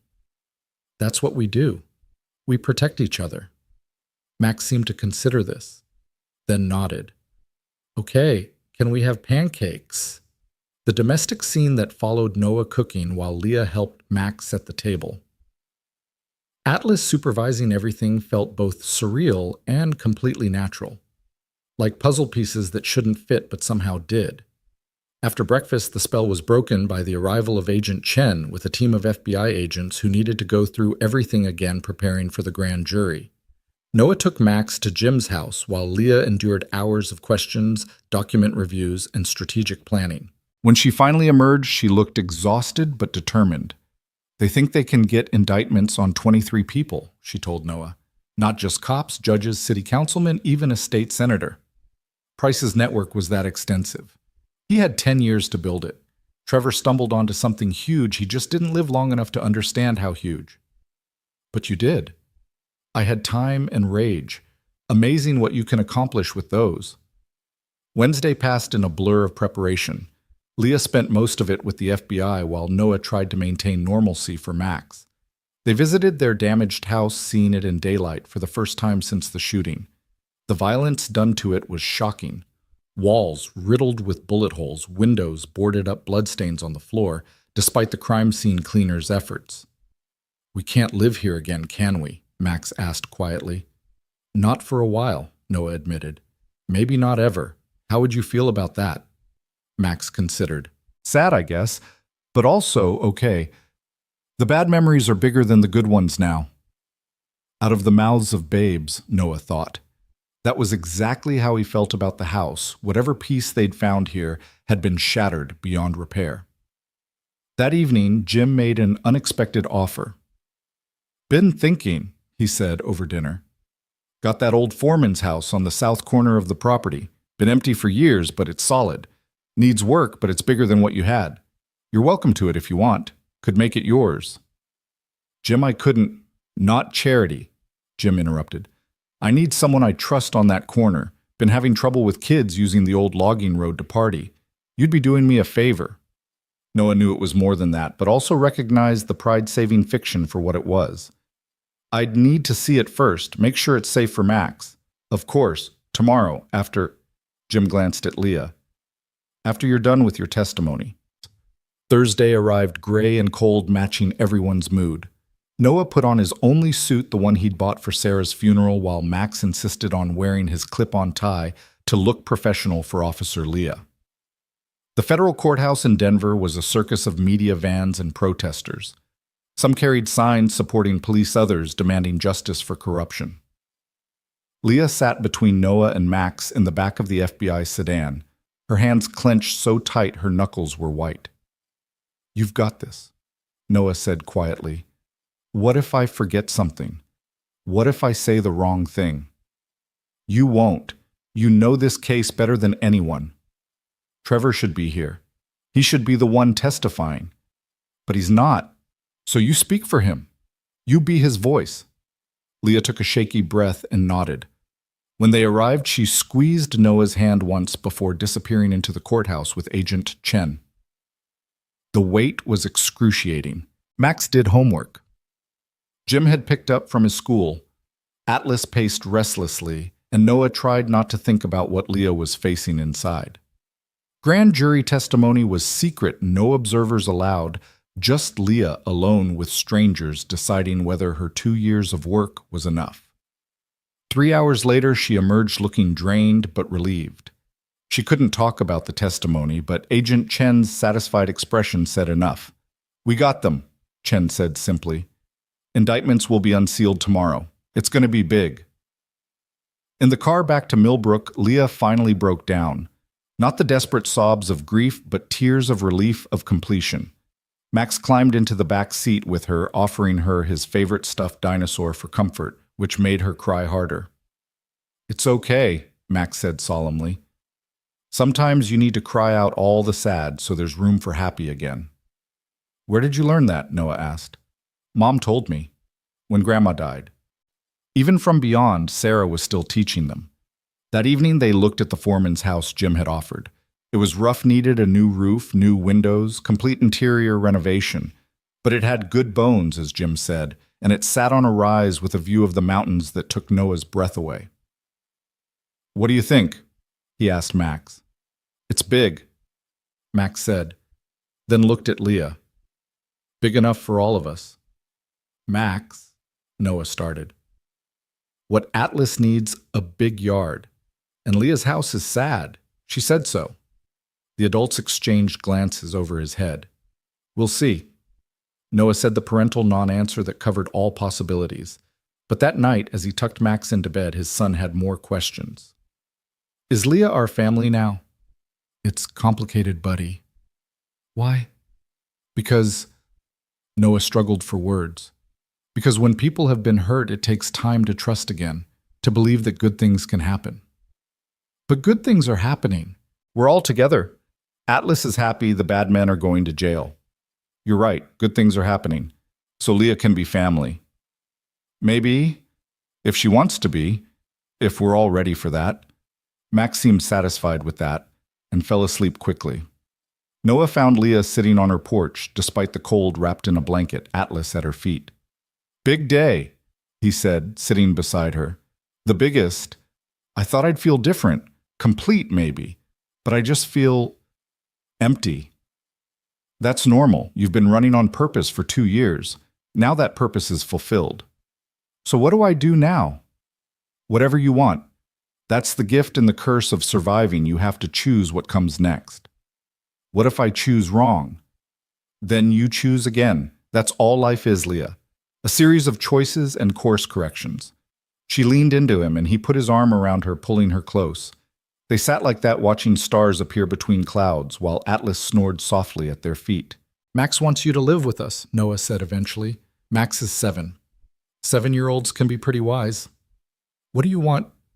Noah thought about it, about the risk of letting someone in again, about the possibility of loss, about the fear that had kept him isolated for 4 years. "I want to stop being afraid of wanting things," he said finally. "That's not an answer." "It's the only one I have right now." Leah lifted her head to look at him. "I'm not ready to replace Trevor. I may never be ready for that. And I'm not looking to replace Sarah. But maybe we're not replacing. Maybe we're just adding." "Adding," she repeated, testing the word. "I think Trevor would like that. He always said I needed more people in my life." Sarah would probably say the same about me. They were quiet for a moment, both consulting their ghosts. "So we try?" Leah asked, slowly, carefully, with no promises except to be honest. We try, Noah agreed. She kissed him, then soft and tentative. Nothing like the passion born of crisis kisses he'd imagined. It was a beginning, fragile and uncertain, but real. Atlas's tail thumped against the porch boards, apparently approving. When they pulled apart, Leah was smiling. So about this house Jim offered. It needs everything. New roof, new plumbing, complete renovation. It would take months. I'm good with a hammer, and I've got nothing but time now. You'd help? Noah. I've been alone for 2 years, living 20 yards away from you and Max these past few days. It's the first time I haven't felt like I was drowning. So yeah, I'd help. If you'll have me, Max will be thrilled. What about Max's dad? Noah looked at her, this woman who'd crashed into their lives in blood and violence and somehow brought light with her. Max's dad is learning that sometimes the best things come from the worst circumstances. That's either very profound or very naive. Maybe both. They stayed on the porch until the cold drove them inside, planning renovations and imagining a future neither had expected. It wasn't the life Noah had planned, wasn't the happily ever after he'd had with Sarah. But it was something. A second chance, complicated and messy and uncertain, but theirs to build. The indictments made national news the next morning. Noah woke to his phone buzzing with calls from reporters, old Army buddies and numbers he didn't recognize. 23 arrests before dawn, including 2 judges and a state senator whose connection to Price's network sent shockwaves through Colorado politics. The footage of Deputy Chief Wells being led away in handcuffs played on every channel, his face hidden, but his shame visible in every step. Leah stood in front of the television at Jim's house, watching it all unfold with an expression Noah couldn't read.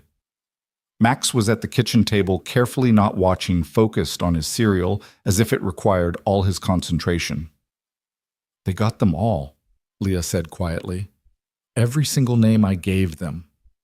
That's good, right? Max asked, though he didn't look up from his bowl. It's what needed to happen, Leah replied, which wasn't quite the same as good. Margaret bustled in with fresh coffee and the determined cheer of someone trying to normalize the abnormal. Well, I for one am glad it's over. This town can start healing now. But it wasn't over. Not really. The trials would take months, maybe years. Leah would testify again and again, reliving Trevor's death each time. And somewhere in all of that, they had to figure out how to build something new from the wreckage. Jim appeared in the doorway, his expression grim. There's a crowd at the gate. Reporters mostly, but some locals too. Seems the whole town wants to talk to you both. We're not talking to anyone, Noah said firmly. Figured as much. I've got some hands blocking the drive, but you might want to stay close to the property for a few days until this dies down. Max's face fell. But I'm supposed to go back to school Monday. The adults exchanged glances.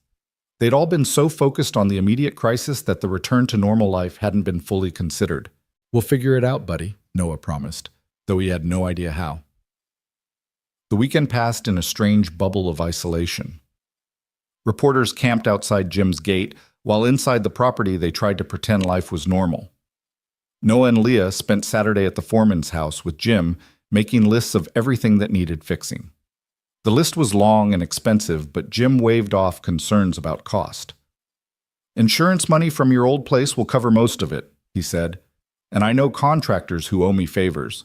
We can make this work. Sunday morning, Leah disappeared. Noah found her an hour later at the small cemetery on the hill behind Jim's property, standing in front of a headstone he hadn't known was there. Jim's son, she said when he approached.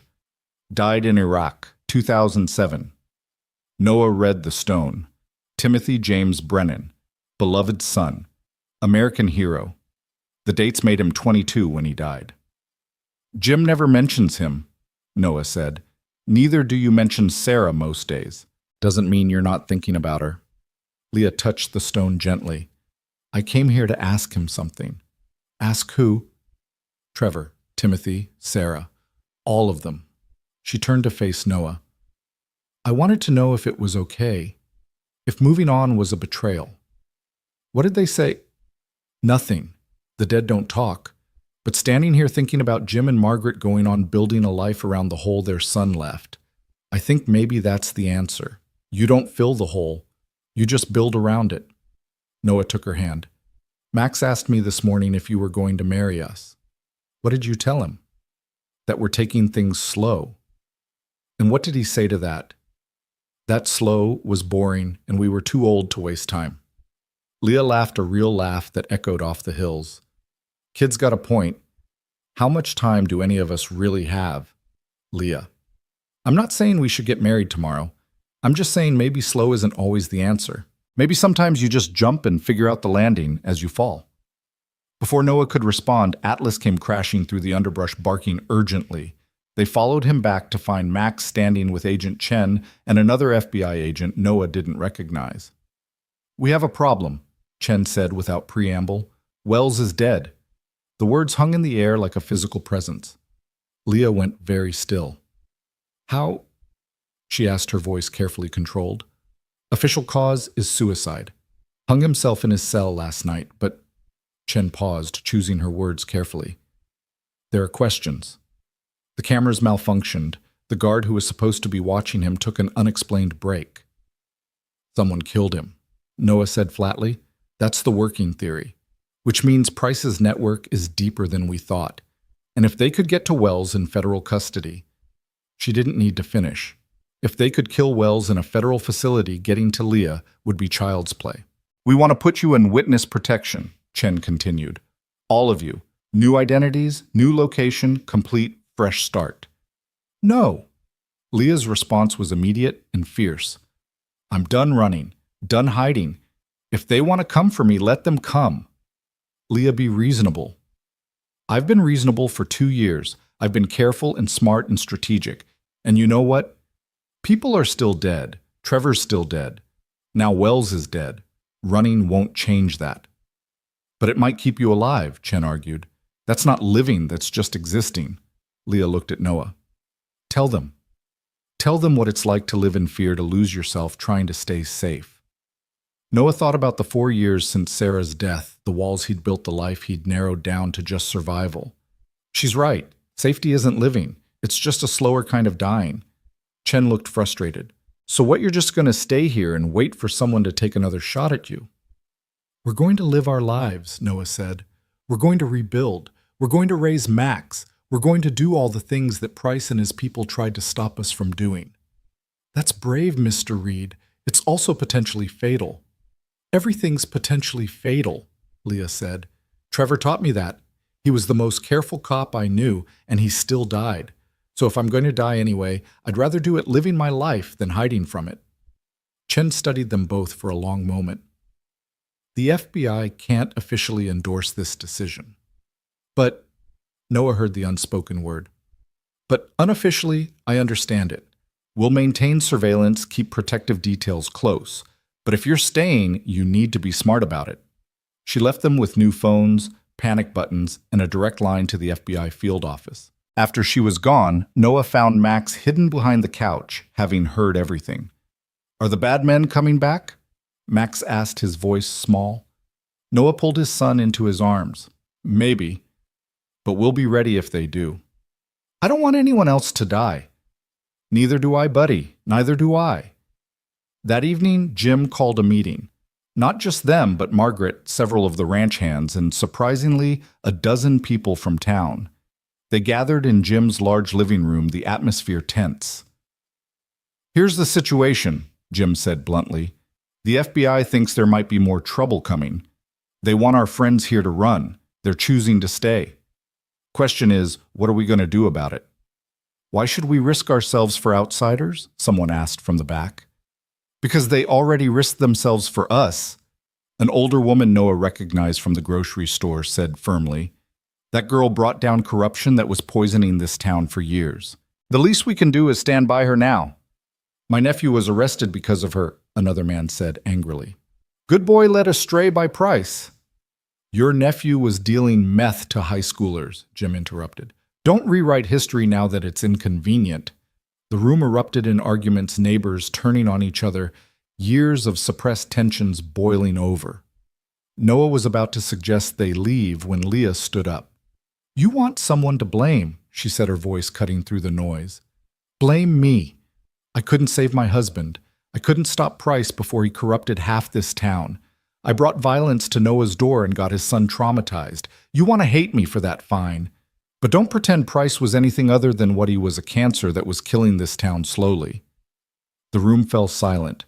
Then unexpectedly, Max stood up beside her. Officer Leah saved us, he said in his clear child's voice. She got hurt protecting people. That makes her a hero. My dad says we should always stand by heroes even when it's scary. Noah had never said exactly that, but he wasn't about to contradict his son. The room's mood shifted, shame replacing anger on several faces. The boy's right, said Tom Baker, who ran the hardware store. We let fear keep us silent for years. Maybe it's time we found our courage. One by one, people started volunteering. Someone would watch the roads leading to Jim's ranch. Someone else would install security cameras. The grocery store would deliver supplies so they wouldn't have to go to town. It wasn't everyone. Some people left unwilling to get involved, but those who stayed seemed determined. After everyone left, Jim pulled Noah aside. Tom's brother is a contractor. He can start on the house tomorrow if you want. Having workers around might discourage anyone from trying something. Jim, I can't keep taking. You're not taking, you're receiving. There's a difference. This community failed Leah when Trevor died. We all knew something was wrong, but we were too scared to act. This is our chance to make that right. Monday morning arrived with contractors just as Jim promised. Noah expected maybe a small crew, but dozens of people showed up. Not just professionals, but volunteers from town people with hammers and good intentions, if not much skill. Word spread, Tom Baker explained. People want to help.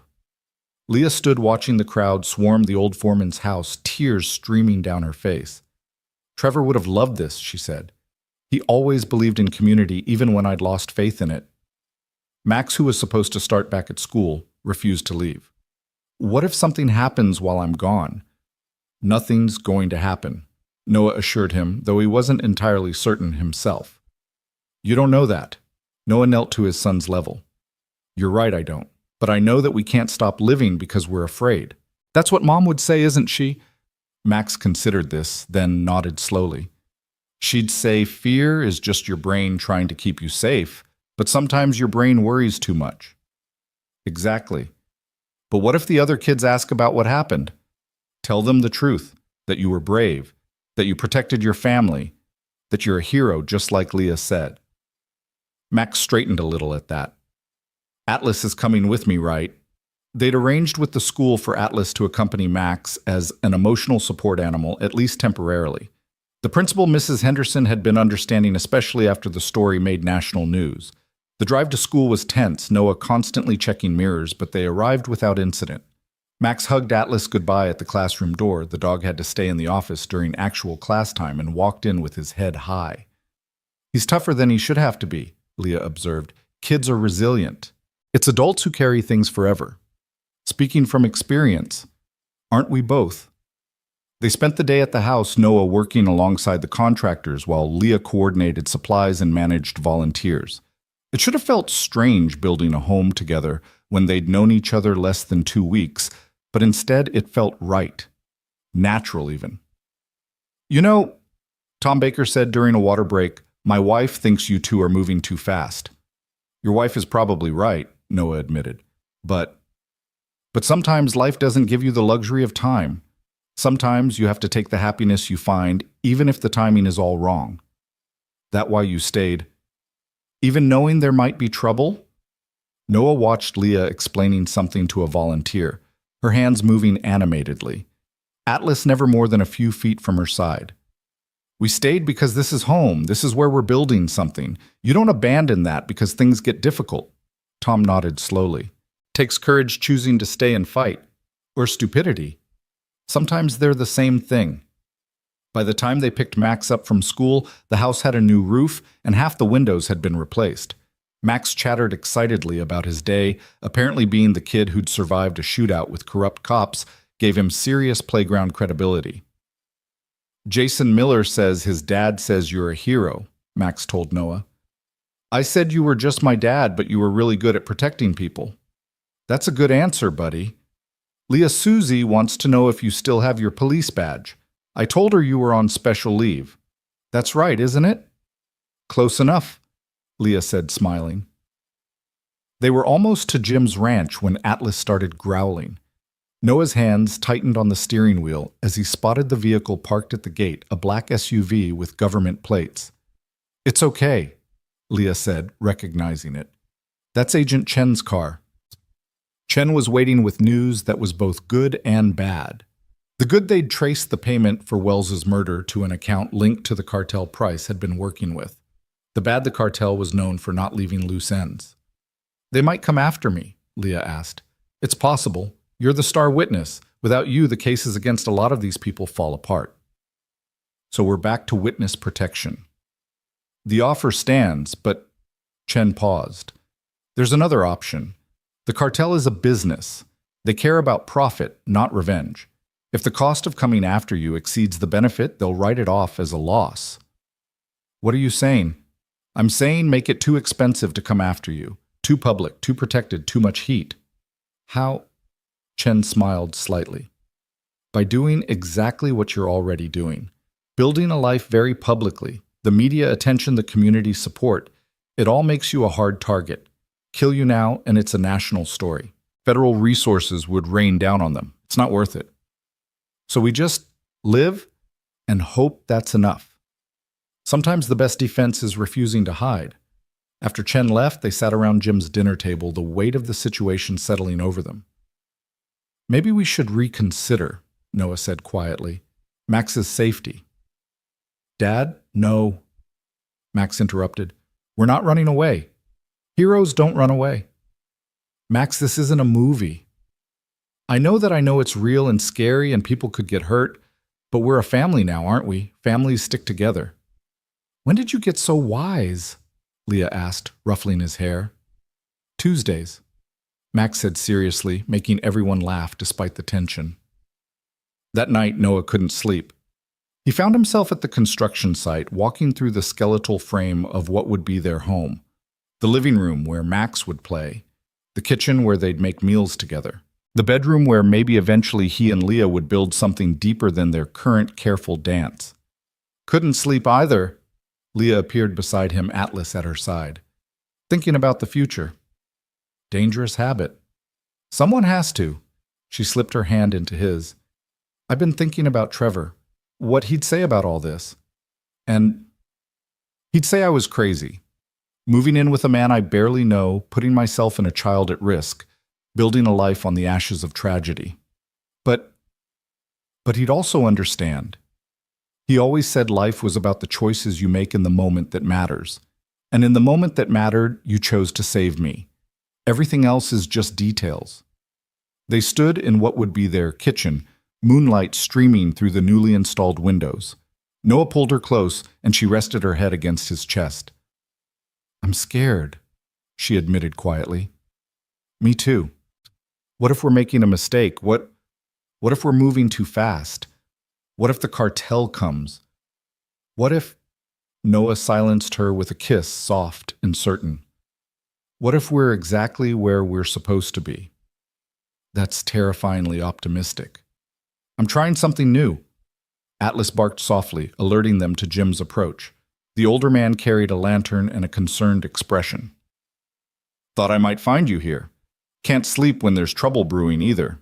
He set the lantern down, casting dancing shadows on the unfinished walls. You know, when Timothy died, I wanted to burn this whole place down. Couldn't stand the thought of going on without him. What changed? Leah asked. Margaret. She said Timothy didn't die so we could stop living. He died doing something he believed in, and the best way to honor that was to keep believing in something ourselves. What do you believe in? Noah asked. Jim looked around the construction site. Second chances, community, the possibility that good people doing right can overcome bad people doing wrong. Maybe that's naive at my age, but it's better than the alternative. A coyote howled in the distance, and Atlas tensed but didn't bark. The workers will be back at dawn, Jim said. By end of week, you'll have a livable house. Question is, what kind of life are you going to build in it? After he left, Noah and Leah remained planning and dreaming despite the uncertainty. They talked about paint colors and furniture placement, about Max's room and Atlas's dog door, about a future that might never come but was worth imagining anyway. Tuesday brought more progress on the house and a surprise visitor. Detective Harrison arrived with news that Wells had left behind a confession, hidden in his cell, detailing everything Trevor's murder Price's network names and dates and brutal truths. He knew someone would come for him, Harrison explained. Wanted to get it all down first. Does it help the case? Leah asked. It guarantees convictions. Even without your testimony, though, we still need you. But, Leah, there's something else. Wells wrote about Trevor specifically, about his last words. Leah tensed. Tell me. He said to tell you he loved you, that you were his light, and to take care of Atlas. Leah broke down, then sobbing in a way she hadn't since this all began. Noah held her while she cried. Max hugged her legs, and Atlas pressed against her, offering comfort, the way only dogs can. He knew, she gasped between sobs. Even dying, he was thinking about me, about Atlas. That's love, Noah said simply. Real love thinks about others even in the worst moments. Max looked up at them with those two wise eyes. Is that why you protected us? Because of love? Noah considered his son's question. He'd acted on instinct training moral obligation. But underneath all that? Yeah, buddy. Everything we do for each other, it's because of love. Even when we're scared. Especially when we're scared. The week progressed with startling normalcy. School runs construction work community dinners at gyms. The threat of cartel retaliation hung over everything, but life insisted on continuing. Max made friends with the Baker boys who thought having a dad who'd fought off corrupt cops was the coolest thing ever. Leah started helping Margaret with her charity work, finding purpose beyond her pursuit of justice. Atlas adapted to his new role as Max's protector and Leah's emotional anchor with remarkable grace. Friday afternoon, the house was officially habitable. Basics still needing finish work, but with functioning plumbing, electricity, and heating. They stood in the empty living room, their voices echoing off bare walls. When do we move in? Max asked, bouncing with excitement. We need furniture first, Noah pointed out. I have furniture, Leah said quietly. In storage, from the house Trevor and I shared. I haven't been able to, but maybe it's time. Are you sure? Trevor wouldn't want it gathering dust. He'd want it being used, being part of a home again. They retrieved her belongings that afternoon. It was strange integrating pieces of her past life into their potential future. Trevor's recliner that Atlas immediately claimed. The kitchen table where she and Trevor had shared meals. Photos that would hang beside photos of Sarah, creating a blended history of love and loss. This is weird, Max announced, looking at a picture of Trevor in his police uniform. Why's that buddy? Because he's dead, but he's still here. Like Mom. They're both still here even though they're gone. That's not weird, Leah said gently. That's family. Family includes everyone we've loved, even the ones we've lost. So Trevor is family and Mom. If you're okay with that, Max considered seriously. Atlas loved Trevor, and Atlas is really smart. So Trevor must be good family. And Mom already is family, so yeah, okay. The simplicity of childhood acceptance made the adults' eyes water. That night, their first in the new house, they camped in the living room, sleeping bags on the floor, Atlas sprawled between them, Max insisting it was the best adventure ever. The house creaked and settled around them, finding its rhythm with new occupants. Are you happy? Max asked into the darkness. Yes. Noah answered, surprised to find it was true. Me too, Leah said softly. Me 3, Max said. And Atlas is 4, but he's asleep. They lay there listening to the dogs snoring, to the wind outside, to the sound of their own breathing synchronizing. It wasn't the life any of them had planned. It was born from tragedy, built on loss, shadowed by threat. But it was theirs. I love you guys, Max said sleepily. Love you too, buddy, Noah replied. Leah's hand found Noah's in the darkness, squeezing gently. She didn't say the words too soon, too complicated, but the sentiment was there in the touch. Saturday morning brought news from Agent Chen. 3 cartel members had been arrested trying to cross into Colorado.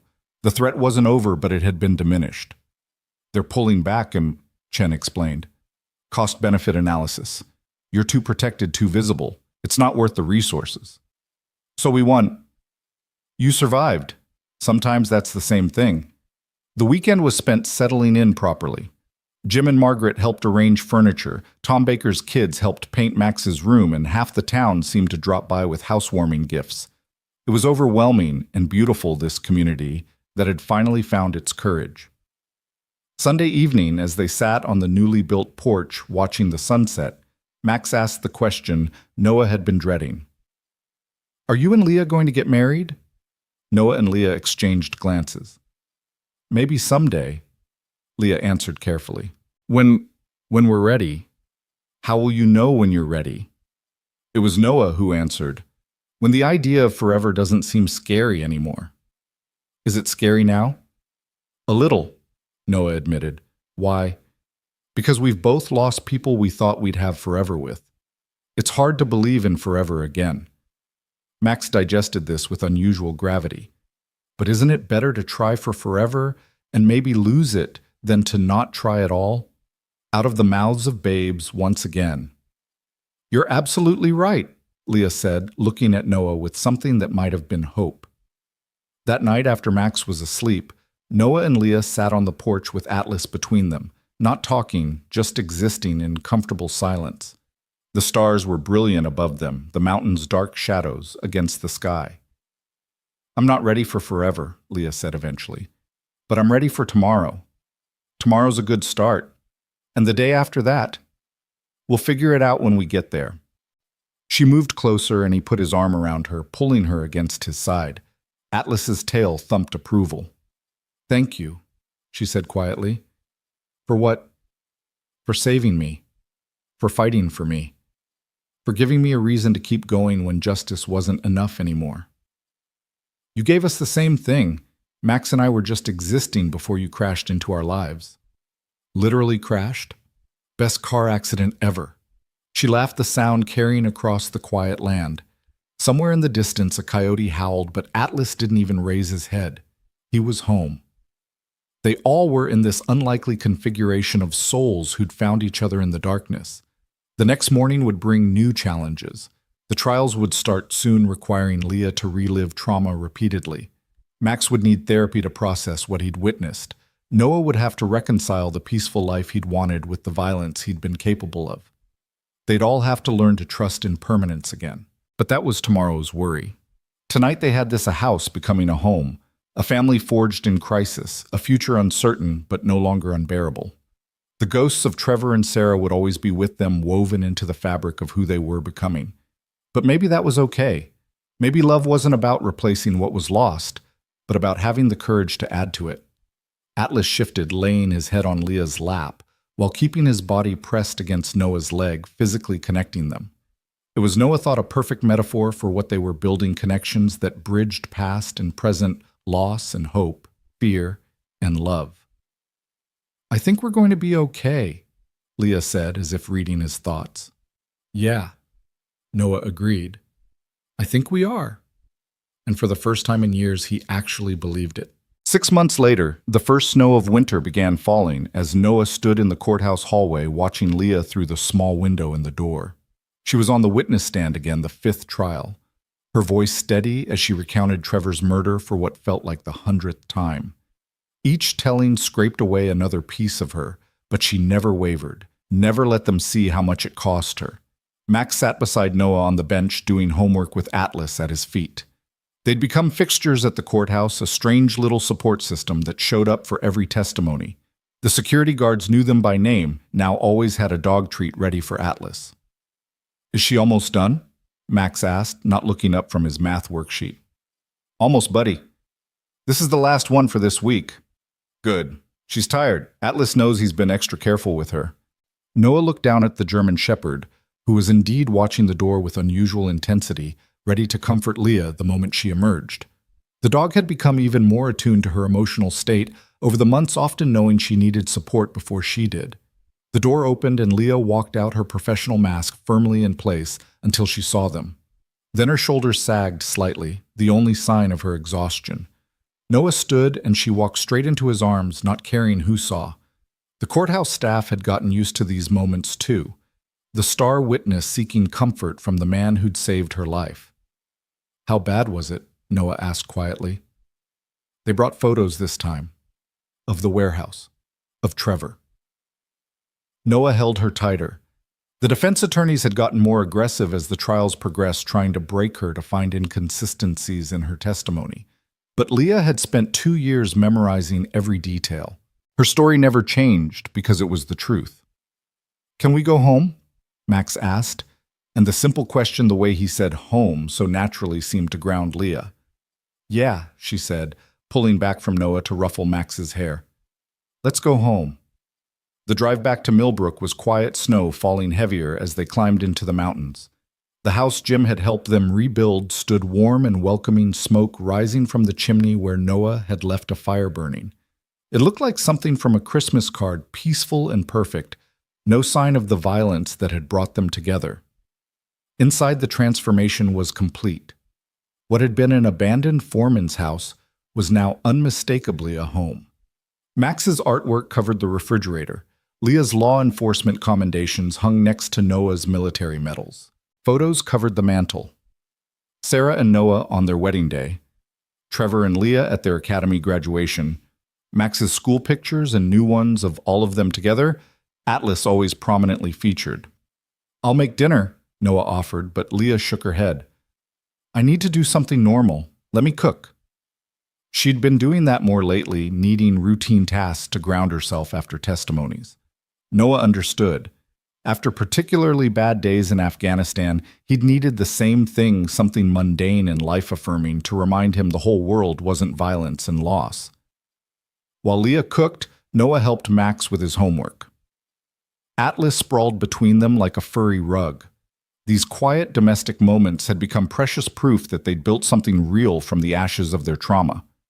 "Dad," Max said suddenly, "Ms. Henderson wants to know if you'll talk to the class about Veterans Day." I don't know, buddy." "Please, Jason's dad is talking about being in the Navy, and Susie's grandpa is talking about Vietnam.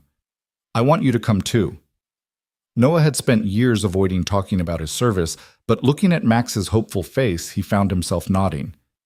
"Okay, but I'm not wearing my dress uniform." "Deal." Max grinned, then added more quietly, "Maybe Leah could come too. She's kind of a veteran too, right? A police veteran." "You'd have to ask her." "Ask me what?" Leah called from the kitchen. Max bounded over to explain, and Noah watched Leah's face soften as she listened. She'd been suspended from the force pending the outcome of all the trial's standard procedure, but it ate at her. Being called a police veteran by a 7-year-old clearly meant something. "I'd be honored," she told Max, who whooped and ran to tell Atlas the good news as if the dog would understand. Dinner was quiet, comfortable. They'd developed their own rhythms over the months, Max chattering about school, Noah and Leah sharing looks over his head, Atlas patiently waiting for someone to drop food. It was beautifully ordinary, which made it extraordinary, given where they'd all started. After Max went to bed, Noah found Leah on the porch, despite the cold, watching the snow fall. It had become her thinking spot, the place she went when the weight of everything pressed too hard. 3 more trials, she said as he joined her. 3 more times I have to look at crime scene photos and pretend Trevor's death is just evidence instead of the worst day of my life. You don't have to pretend anything. You just have to tell the truth. The truth. She laughed bitterly. The truth is I'm tired, Noah. Tired of being strong, tired of being the perfect witness, tired of living in the past when all I want is to move forward. Then stop. She looked at him sharply. What? You've testified in 12 trials, 12 convictions. The FBI has everything they need for the remaining cases. Wells's confession. The physical evidence, the paper trail you compiled. They don't need you to keep tearing yourself apart. But nothing. You've done enough, Leah. More than enough. Trevor wouldn't want you destroying yourself for justice that's already been served. She was quiet for a long moment. Agent Chen said something similar yesterday. Said I'd given them everything they needed, that the remaining trials were formalities. So why keep putting yourself through it? Because, she paused, really thinking about it. Because I don't know what else to do. For 2 years, getting justice for Trevor was my whole life. Then surviving the aftermath, testifying, making sure they all paid. Without that, who am I? Noah turned her to face him. You're Leah Morgan. You're the woman who fought corruption when everyone else was too scared. You're the person Max asks for when he has nightmares. You're the one Atlas trusts to understand his moods. You're... He paused, gathering courage. You're the woman I'm falling in love with. The words hung in the snowy air between them. They'd been dancing around it for months, careful not to push too hard or move too fast. But standing there seeing her pain, Noah couldn't hold back anymore. Noah, I know it's complicated. I know we both have ghosts, but Leah, at some point we have to choose whether we're living for the dead or the living. She kissed him, then fierce and desperate, like she was trying to choose life through sheer force of will. When they pulled apart, she was crying. I want to be done, she whispered. I want to stop living in that warehouse watching Trevor die over and over. I want to just be here with you and Max and Atlas. Is that wrong? That's the most right thing you've said in months. They stayed on the porch until the cold drove them inside, then sat by the fire planning what came next. Leah would tell Chen she was done testifying. She'd apply for a position with the state police, something that would let her stay in law enforcement, but without the weight of Millbrook's history. They'd finish settling into their life together, whatever that ended up looking like. Max wants us to get married, Leah said suddenly. Max wants a lot of things. He also wants a pet dinosaur. No, I mean... She turned to face him fully. He asked me yesterday, said his mom had been gone long enough that she wouldn't mind if I wanted to be his mom too. Noah's throat tightened. What did you tell him? That being someone's mom was a big responsibility, and I'd have to make sure I was good enough at it first. And he said I was already good at it, I just didn't have the official title yet. Kid's too smart for his own good. Gets it from his dad. Leah took a breath. Noah, I need to tell you something about Trevor and me before he died. Noah waited, sensing this was important. We were having problems. Nothing major, just drifting. The miscarriage had been hard and we handled it differently. He threw himself into work, I pulled away. We were in counseling trying to find our way back to each other. The night he died, we'd had a fight about him taking extra shifts instead of coming to therapy. Leah, I'm not telling you this to diminish what we had. I love Trevor completely, but I need you to know that you're not competing with a perfect ghost. Trevor was human. Our marriage was human with all the complications that implies. What I'm building with you, it's not a replacement or a consolation prize. It's something entirely new. Noah pulled her close. Sarah and I were the same. The last year before she died, we'd been struggling. Having Max so young, my PTSD from deployment, her long hours at the hospital. We loved each other. But love doesn't make everything easy. The day she died, we'd argued about me forgetting to pick up milk. Such a stupid last conversation. They held each other, these two people who understood that love was complicated, that loss didn't erase the difficulties, that moving forward meant accepting all of it, the good and bad, the perfect memories and the imperfect realities. Atlas padded over, sensing the heavy emotions, and wedged himself between them, making them both laugh. Moment killer, Leah accused fondly. He learned from Max, Noah said. As if summoned by his name, Max appeared in his pajamas. I can't sleep. My brain won't turn off. It had been happening more lately, the delayed trauma of the shooting manifesting as insomnia and anxiety. The child therapist said it was normal that it would pass, but knowing that didn't make it easier to watch. Come here, buddy, Noah said, and Max climbed into his lap, still small enough to curl up like he had as a toddler. Want to talk about it? Leah asked gently. I keep thinking about the what-ifs. What if you hadn't found Leah? What if the bad men had won? What if they come back? That's a lot of what-ifs, Noah said. But here's what actually happened. I did find Leah.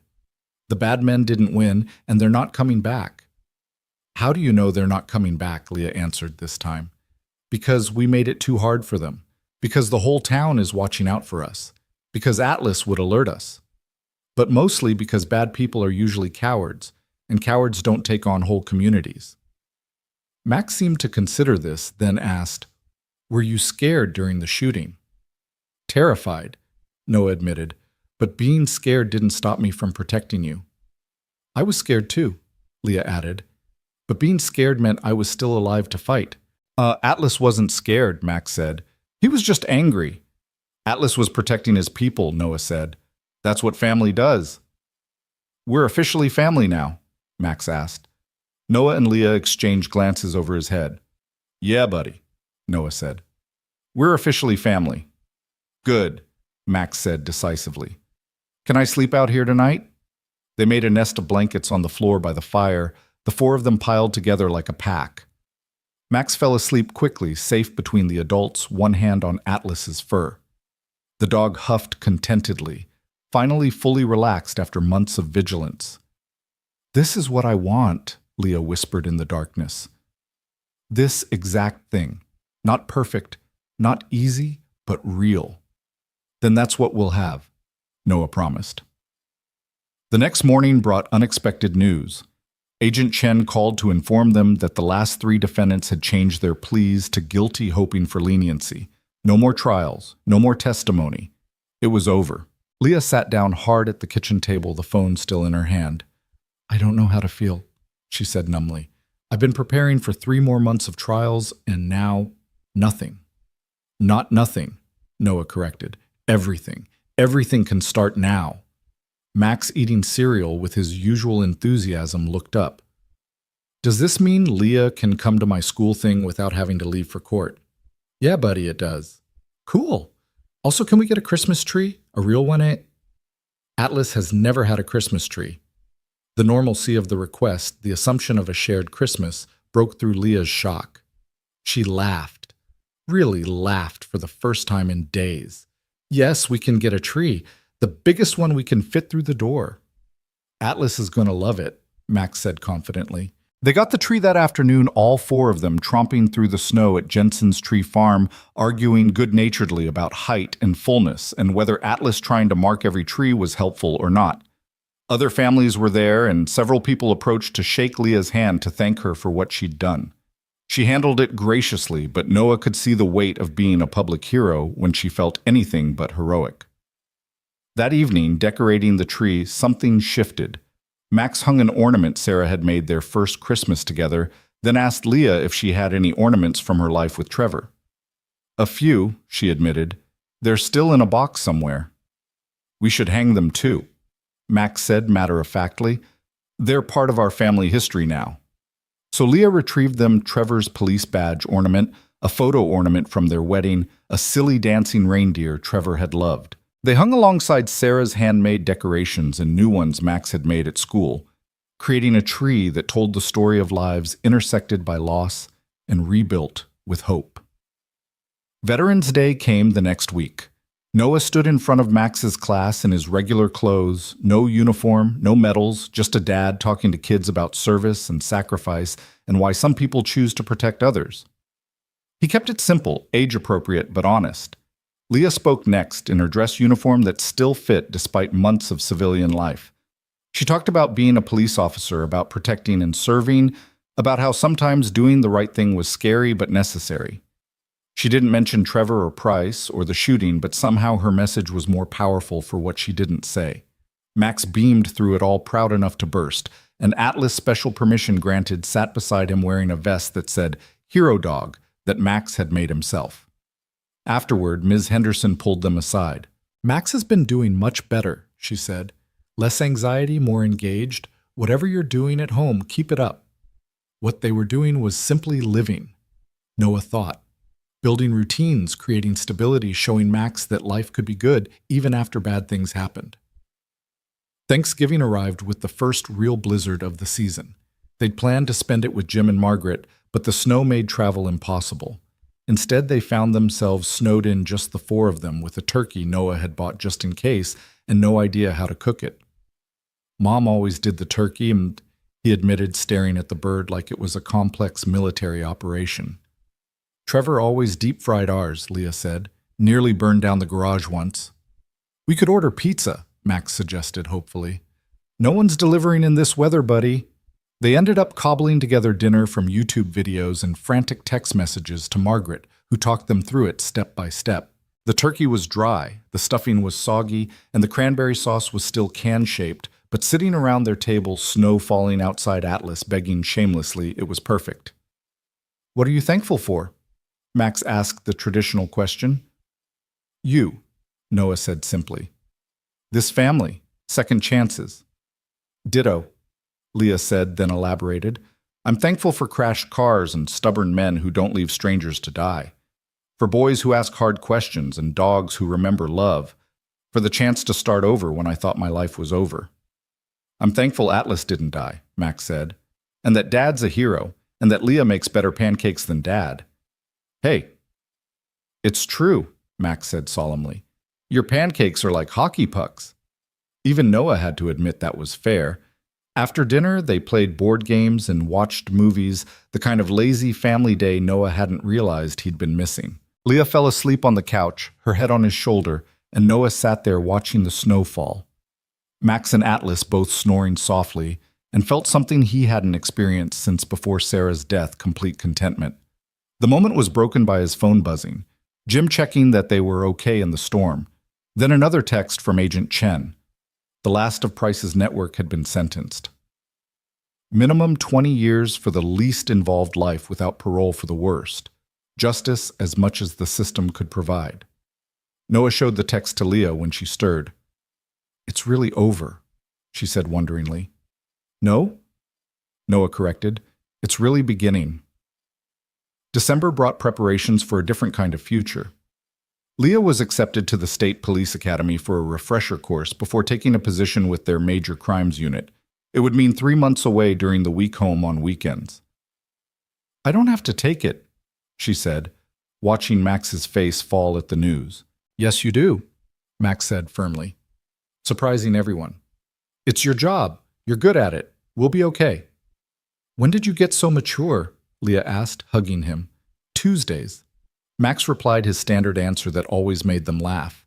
The night before she left for the academy, Noah found her packing and repacking nervous, in a way she hadn't been even during the trials. What if I can't do it anymore? She asked. What if what happened broke something in me that can't be fixed? Then you come home and we figure out something else. But Leah, you're not broken. You're just healing. There's a difference. How do you know? Because I've been both. Broken after Afghanistan, healing after Sarah. You're healing. She kissed him, then soft and grateful. What would I do without you? Probably the exact same thing, just with less commentary. I love you, she said the first time she'd said it clearly without qualification. I love you too, Noah replied, meaning it completely. Atlas chose that moment to nose between them, tail wagging, and they laughed, including him in their embrace. The dog had brought them together in the strangest way possible, and now he was the guardian of what they'd built. The academy weeks were hard but manageable. Leah called every night talking to Max about his day, helping with homework over video chat, reading bedtime stories over the phone. Noah could see her confidence returning, her sense of purpose rebuilding. She was good at being a cop and denying that part of herself would have been another kind of death. Weekends were celebrations. Max would wait by the window Friday evenings, Atlas beside him until Leah's car appeared. Then it was a race to see who could reach her first. Usually Atlas won, nearly knocking her over with enthusiasm. During one of these weekends, 2 weeks before Christmas, Max made an announcement. I want to change my name. Noah and Leah exchanged confused glances. What do you mean, buddy? Noah asked. Not my whole name, just I want to add Morgan to it. Max Reed Morgan. Or Morgan Reed, is that okay? Leah's eyes filled with tears. Max, you don't have to. I want to. You're my mom now, right? Not my first mom, but my now mom. So I should have your name too. Noah watched Leah struggle for words, finally just pulling Max into a fierce hug. We'll need to do paperwork, Noah said, his own voice rough. Make it official. Can we do it before Christmas? Max asked hopefully. We can try. They did more than try. Jim knew a judge who expedited family court matters, and a week before Christmas, Max officially became Max Reed Morgan, hyphenated to honor both families that had shaped him. The courtroom ceremony was small, just them, Jim and Margaret, Agent Chen, who'd become a friend, but it felt momentous. Now, we're really family, Max said, admiring his new name on the court document. We were always family, Leah said. This just makes it legal. Christmas Eve brought another surprise. Noah had been planning to propose on New Year's, had the ring hidden in his sock drawer, the speech half planned. But standing in their living room watching Leah help Max hang the last ornament while Atlas supervised, he realized waiting was pointless. They'd already built a life together. Everything else was just paperwork. "Marry me," he said suddenly. Leah nearly dropped the ornament. "What?" "Marry me. Not someday, not when we're ready, not when some arbitrary amount of time has passed. Marry me now, or tomorrow, or next week. But soon." "Dad, you're supposed to get on one knee," Max Stage whispered. Noah dropped to one knee, pulling out the ring he'd impulsively grabbed. "Leah Morgan, you crashed into my life literally and changed everything. You brought light back into our darkness. You gave Max another parent to love. You gave Atlas his purpose back. You gave me a reason to believe in forever again. Will you marry us, all of us?" "Say yes," Max shouted, unable to contain himself. Atlas barked, apparently also voting. Leah was crying and laughing simultaneously.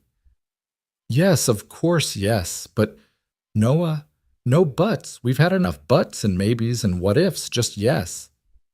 "Yes, Thee," she said again, and Max cheered while Atlas ran victory laps around the living room.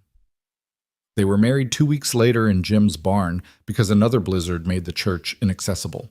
The guest list was whoever could make it through the snow, a handful of townspeople, Agent Chen, some cops from Leah's academy class, 2 of Noah's army buddies who drove through the night to be there.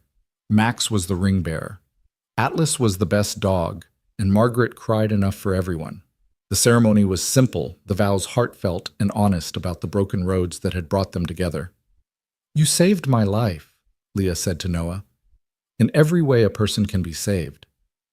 "You gave mine meaning again," Noah replied. "You and Max and Atlas, you're my squad, my unit, my family." When they kissed, Max covered his eyes dramatically while Atlas howled, making everyone laugh. The reception was in Jim's living room, furniture, pushed-back music playing from someone's phone. Noah watched Leah dance with Max, both of them laughing, as they tried to avoid stepping on Atlas, who insisted on being part of every dance. "Never thought I'd see this," Jim said, appearing beside Noah with 2 beers. "You happy again, that boy with a complete family. Hell, even that dog looks content." "It shouldn't work," Noah said. "Everything about how we came together was wrong." "Maybe," Jim agreed. "Or maybe it was exactly right. Maybe sometimes life has to break us completely before we can rebuild into something better. That's either very wise or very depressing. Both probably, but look at them." He gestured to where Leah was now teaching Max some complicated dance move while Atlas tried to participate. "Tell me that's not worth everything you went through to get here." Noah couldn't argue with that. Later, much later, after Max had fallen asleep on the couch and been carried to the guest room after the last guests had trudged home through the snow, Noah and Leah stood in the barn doorway watching the night sky. "No regrets?" he asked. "None. You?" "I regret not finding you sooner. You found me exactly when you were supposed to. Any earlier and we wouldn't have been ready. Any later and it would have been too late." "That's a very romantic view of me discovering you bleeding in a crashed police cruiser." "Romance is relative," Leah said. "Besides, our story was never going to be conventional." "What do you think Trevor and Sarah would say about us?" Leah considered. "I think they'd be glad we found each other. They loved us enough to want us happy, even if that happiness came after they were gone. Max asked me once if they were friends now in heaven. What did you tell him?" "That I hoped so. That they had a lot in common, loving difficult people dying too young, leaving behind families that had to figure out how to go on. We did okay with the going on part. Better than okay." They stood there in comfortable silence, 2 people who'd lost everything and somehow found even more until Atlas appeared and herded them inside with the patient insistence of a dog who knew his people needed to be warm. Their wedding night was spent in their own bed in the house they'd built with Max and Atlas, both somehow ending up with them by morning because it was too special a night to sleep alone. And maybe that was perfect too, Noah thought, watching the sunrise paint the mountains gold, while his family, complete, complicated, and utterly perfect, slept around him. They'd been forged in crisis, built on loss, shadowed by threat, but they'd emerged as something stronger than the sum of their broken parts. The single dad who'd found a dying cop had become a husband again. The widow seeking justice had become a mother. The traumatized child had gained a family. The broken dog had found his purpose. It wasn't the life any of them had planned, but it was the life they'd fought for, bled for, chosen, despite all the reasons not to. And in the end, that made it worth more than anything they'd lost. Outside, fresh snow began to fall, covering their tracks from the night before, offering a clean slate for whatever came next. Inside, Atlas stirred, sensed all was well, and settled back into sleep. They were home. They were family. They were whole. And that Noah thought as Leah shifted closer to him in sleep was its own kind of miracle.